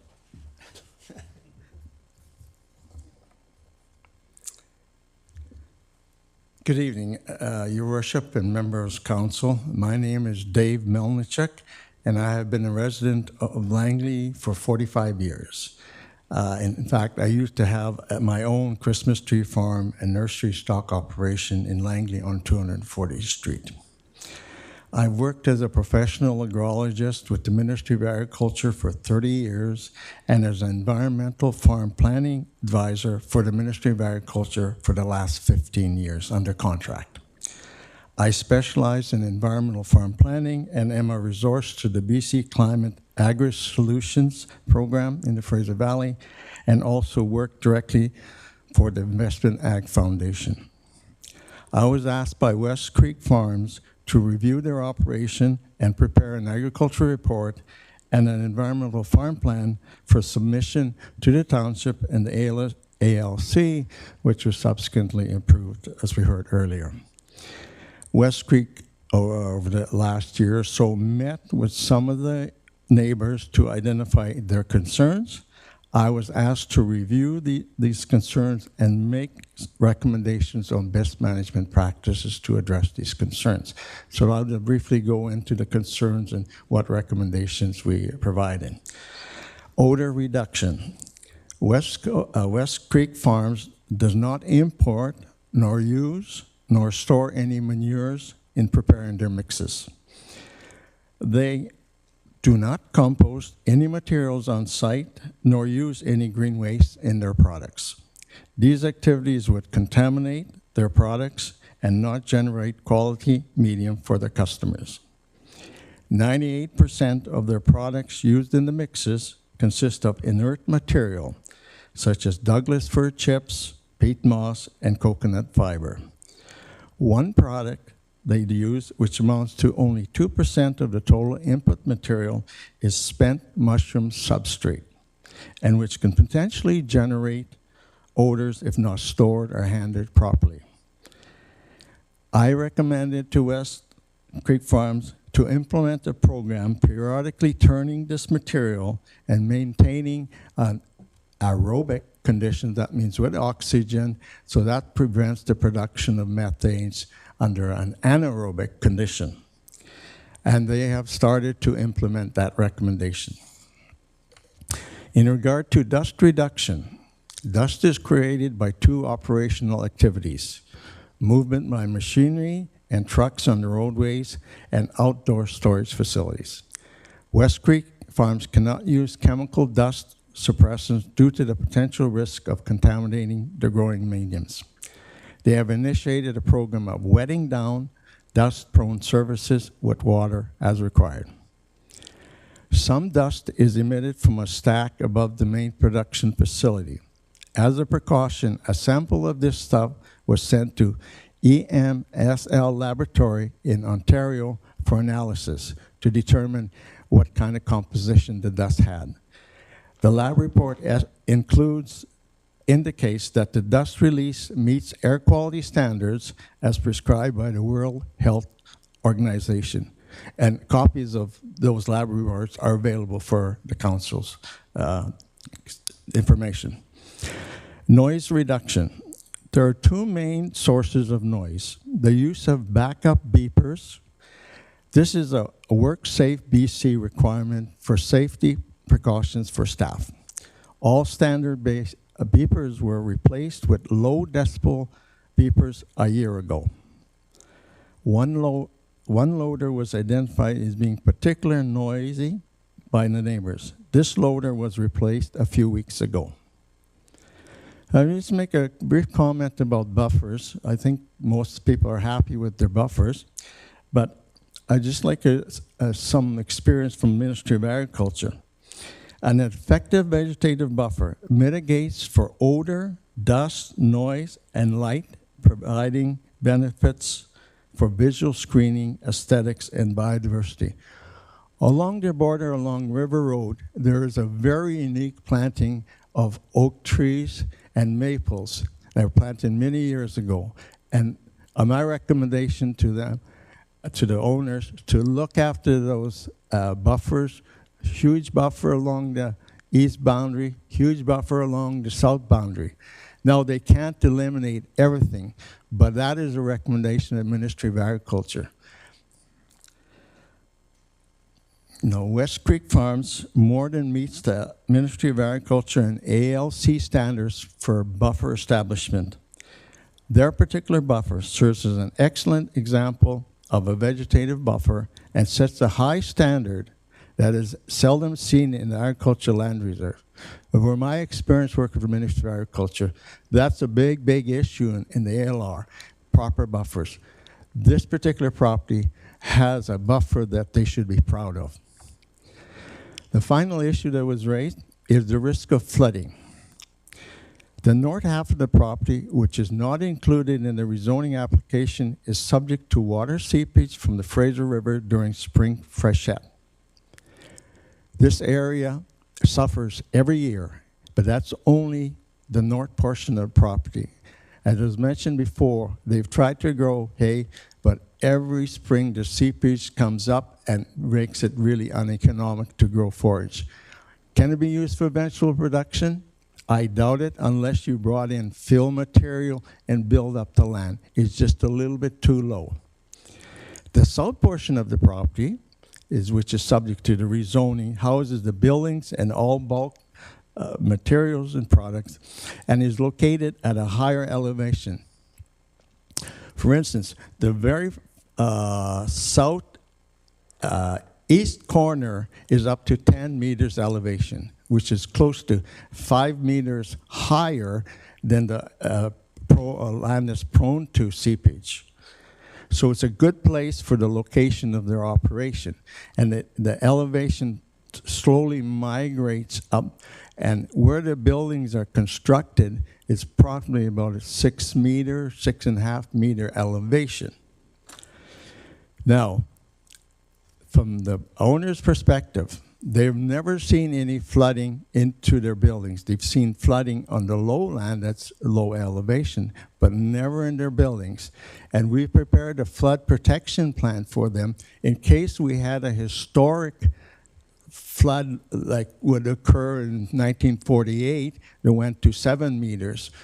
Well, we have a plan for them in case that happens, that they have access to concrete blocks and they can protect their buildings and all the bulk material stored on site by doing this mitigation. Most of their bulk materials are basically inert and similar to chemistry to wood fiber products produced by agriculture and forestry operations in Langley and the rest of Fraser Valley adjacent to Fraser River. In terms of flood runoff control, West Creek Farms has a very effective runoff control system. They have a large settling pond that receives most of the runoff from their building area and where the store is stored. It goes into a big pond, a settling pond, and from that pond, there's a lengthy drainage ditch that goes north and then directly west and exit at the West Creek River. Now, I've taken water samples at the discharge point to determine the level of nutrients in the discharge water. And township is, you have access to those water test reports. And in terms of environmental protection, it's the nitrates and the phosphates that we're looking for. They meet the Ministry of Agriculture standards for discharge. We tested for phosphates and nitrates on the discharge point. In addition to my comments here, myself and Ian White, who is a qualified environmental professional working for EnviroWest, we've prepared a much more detailed flood report for their property, and it was submitted to council earlier. I don't know exactly what date, but it should be in your package, a much more in-depth flood control project that addresses, I think, many of the concerns that was raised here tonight in terms of flooding and discharge of deleterious material into West Creek, which I think, from my observation over the last 2 years and doing water tests, I think it's operated very well in terms of environmental protection, and it would meet the standards we have for environmental farm plans for agriculture operations in the Fraser Valley.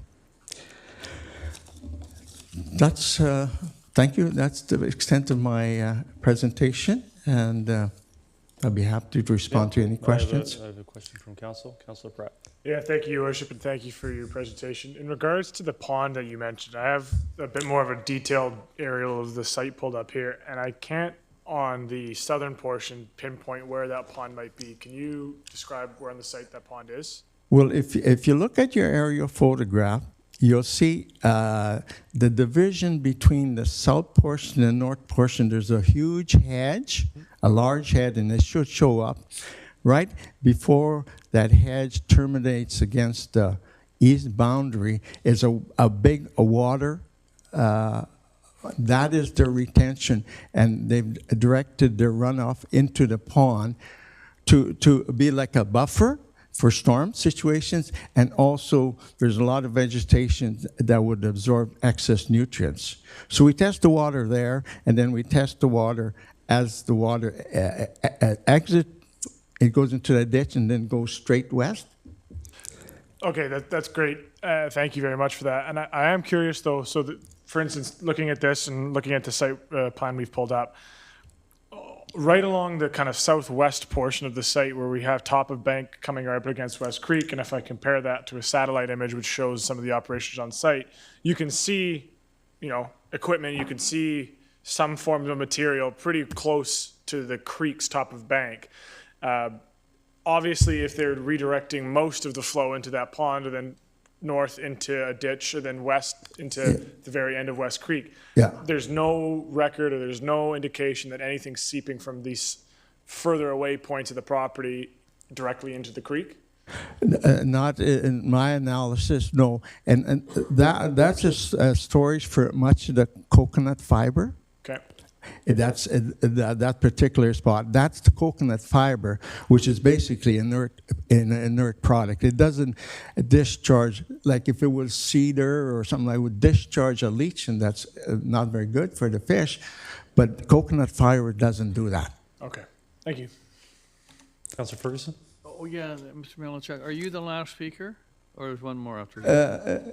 I believe I'm the last speaker. Okay, because if you're the last speaker, I wanted to ask you a quick question on the ALC file that's in your report. You're saying, is this operation, can it be transferable? Can it be used for expansion? And also, there's a number of other things. If it's not approved to a satisfaction of the ALC, the application, a new application will be required. Can you comment on any of those? Well, yeah, I could comment, but probably be preferable for the landowners. I've just done the environmental scan, the future operation. I read it the same as you did, and I can't comment exactly what the reference is that. Perhaps the owners might, but that's kind of outside my evaluation. That's why I wonder if you're the last speaker, because there's another name on this, an agent was on this as well. For sure. Okay, Mr. Elbert was on that. Oh, okay. Okay, that was my only question. Thank you. Okay, thank you. Councilor Richter? Yeah, Mr. Melanchuk, given your very long history in agriculture, I've been to the farm. I had a tour of it. It looks to me like it's cement that's used on the footprint of where they do the mixing. Approximately, like when we look at pictures like this one up on the screen, it looks like it's all cement. Is it all cement, or is it just? I'm sorry, I didn't get your question. Okay, my question is approximately how much of the subject area is actual cement? I don't have that figure, but it was the amount of impervious surfaces. That's what you're after. Yeah. It's not all cement, by the way. Some are gravel, and that's pervious. But there was a calculation for the amount of impervious surface associated with the buildings and some of the roadways, the asphalt.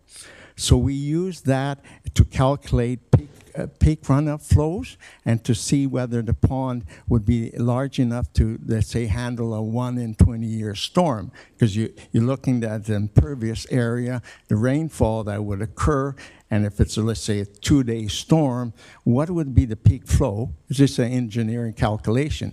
Is that pond big enough before it starts to overflow? And my recommendation was to enlarge and deepen that because it's probably sedimented over the years, and you got to clean it out to catch the sediment every once in a while.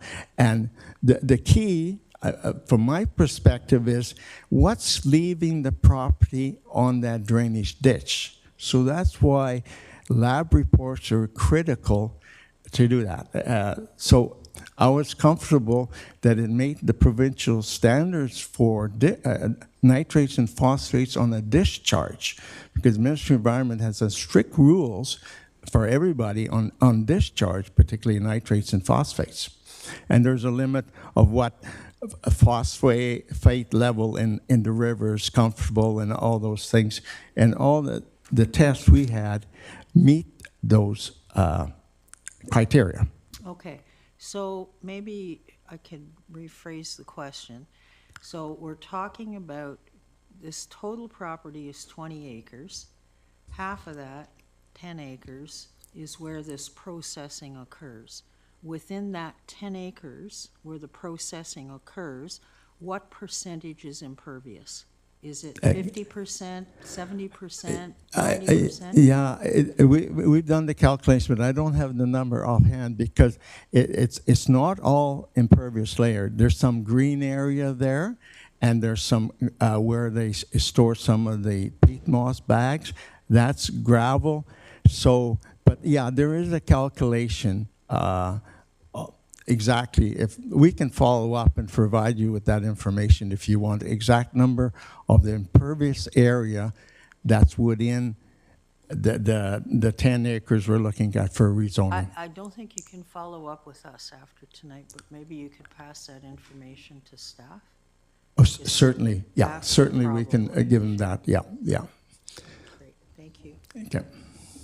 Okay, seeing no other questions from council, I appreciate that. If there's any other submissions from the proponent beyond that, anything else you'd like to add? Is there any other questions from council, from the owners they'd like to ask?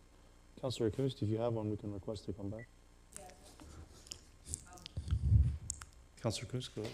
It's more if we could get the information that has been spoken, and I know that there have been some papers given to staff that those would come our way. They will. Mr. Richardson, are you concerned? We could adjourn the public hearing rather than close it, but I think we have everything that will be provided to council. Correct, that'd be part of the public hearing record, Your Worship. That's my understanding. Okay, thank you. There was some reference to maybe more information that we don't have yet, or provide. I wasn't quite following the interaction with Councilor Richter regarding more information. Well, one specific question.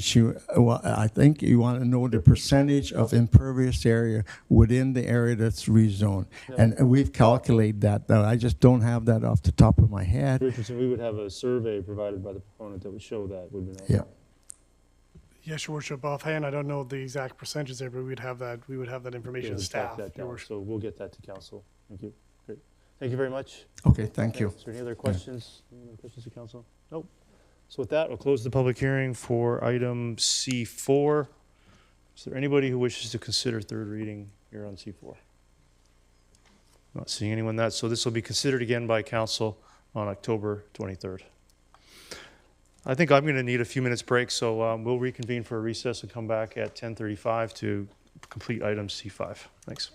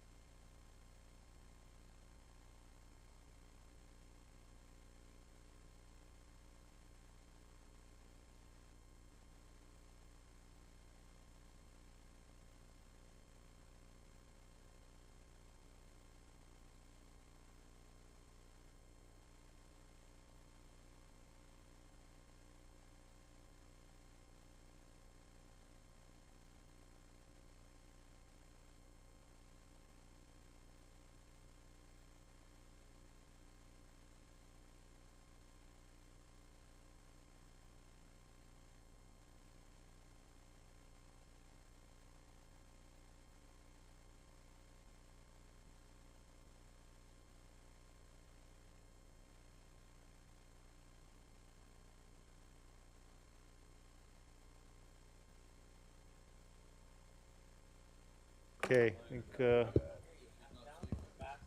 all members of council are here, so, and Councilor Van Popta is watching from home, but she's not on the meeting. But yeah, we'll get back underway with item C5. Mr. Richardson?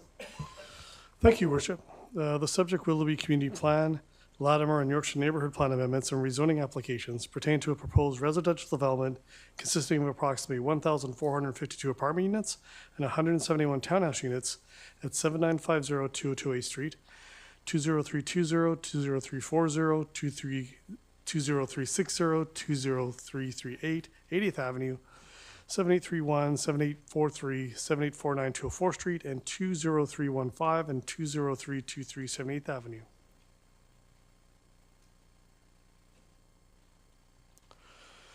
The 24.27 acre site is designated multifamily and mixed residential in the Willoughby Community Plan, row house townhouse in the Latimer Neighborhood Plan, and townhouse, single-family mixed residential and Greenway in the Yorkson Neighborhood Plan. This air photo depicts a site located on the south side of 80th Avenue between 2028 and 204 Street. Proposed Willoughby Community Plan, Latimer and Yorkson Neighborhood Plan Amendment Bylaw 5930 redesignates the northerly portion of the site to medium-density apartment and the southerly portion of the site to townhouse. Proposed rezoning Bylaw 5931 amends existing suburban residential SR2 zoning to Comprehensive Development Zone 178 to accommodate the proposed apartment and townhouse uses. This slide indicates a conceptual site plan with apartment units on the northerly portion of the site and townhouses to the south. Staff recommends support of Willoughby Community Plan and Latimer Neighborhood Plan Amendment Bylaw 5930 and rezoning Bylaw 5931, subject to 15 conditions listed on page 13 of Council's agenda.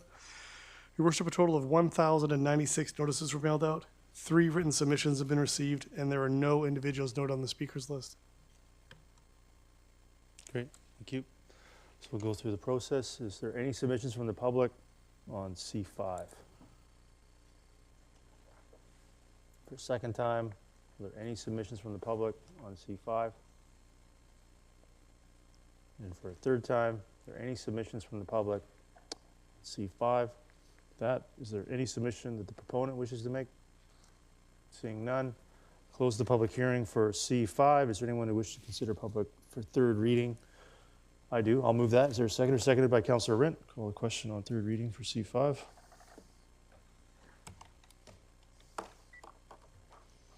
That carries unanimously. I'll move third reading for C5. Is there a seconder? Seconded by Councillor Rint. Is there any discussion? Seeing none, I'll call the question on third reading for C5. That carries unanimously. With that, I'll get a motion to terminate. Moved by Councillor Martins, seconded by Councillor Rint. All those in favor? Anyone opposed? That's carried. Thank you.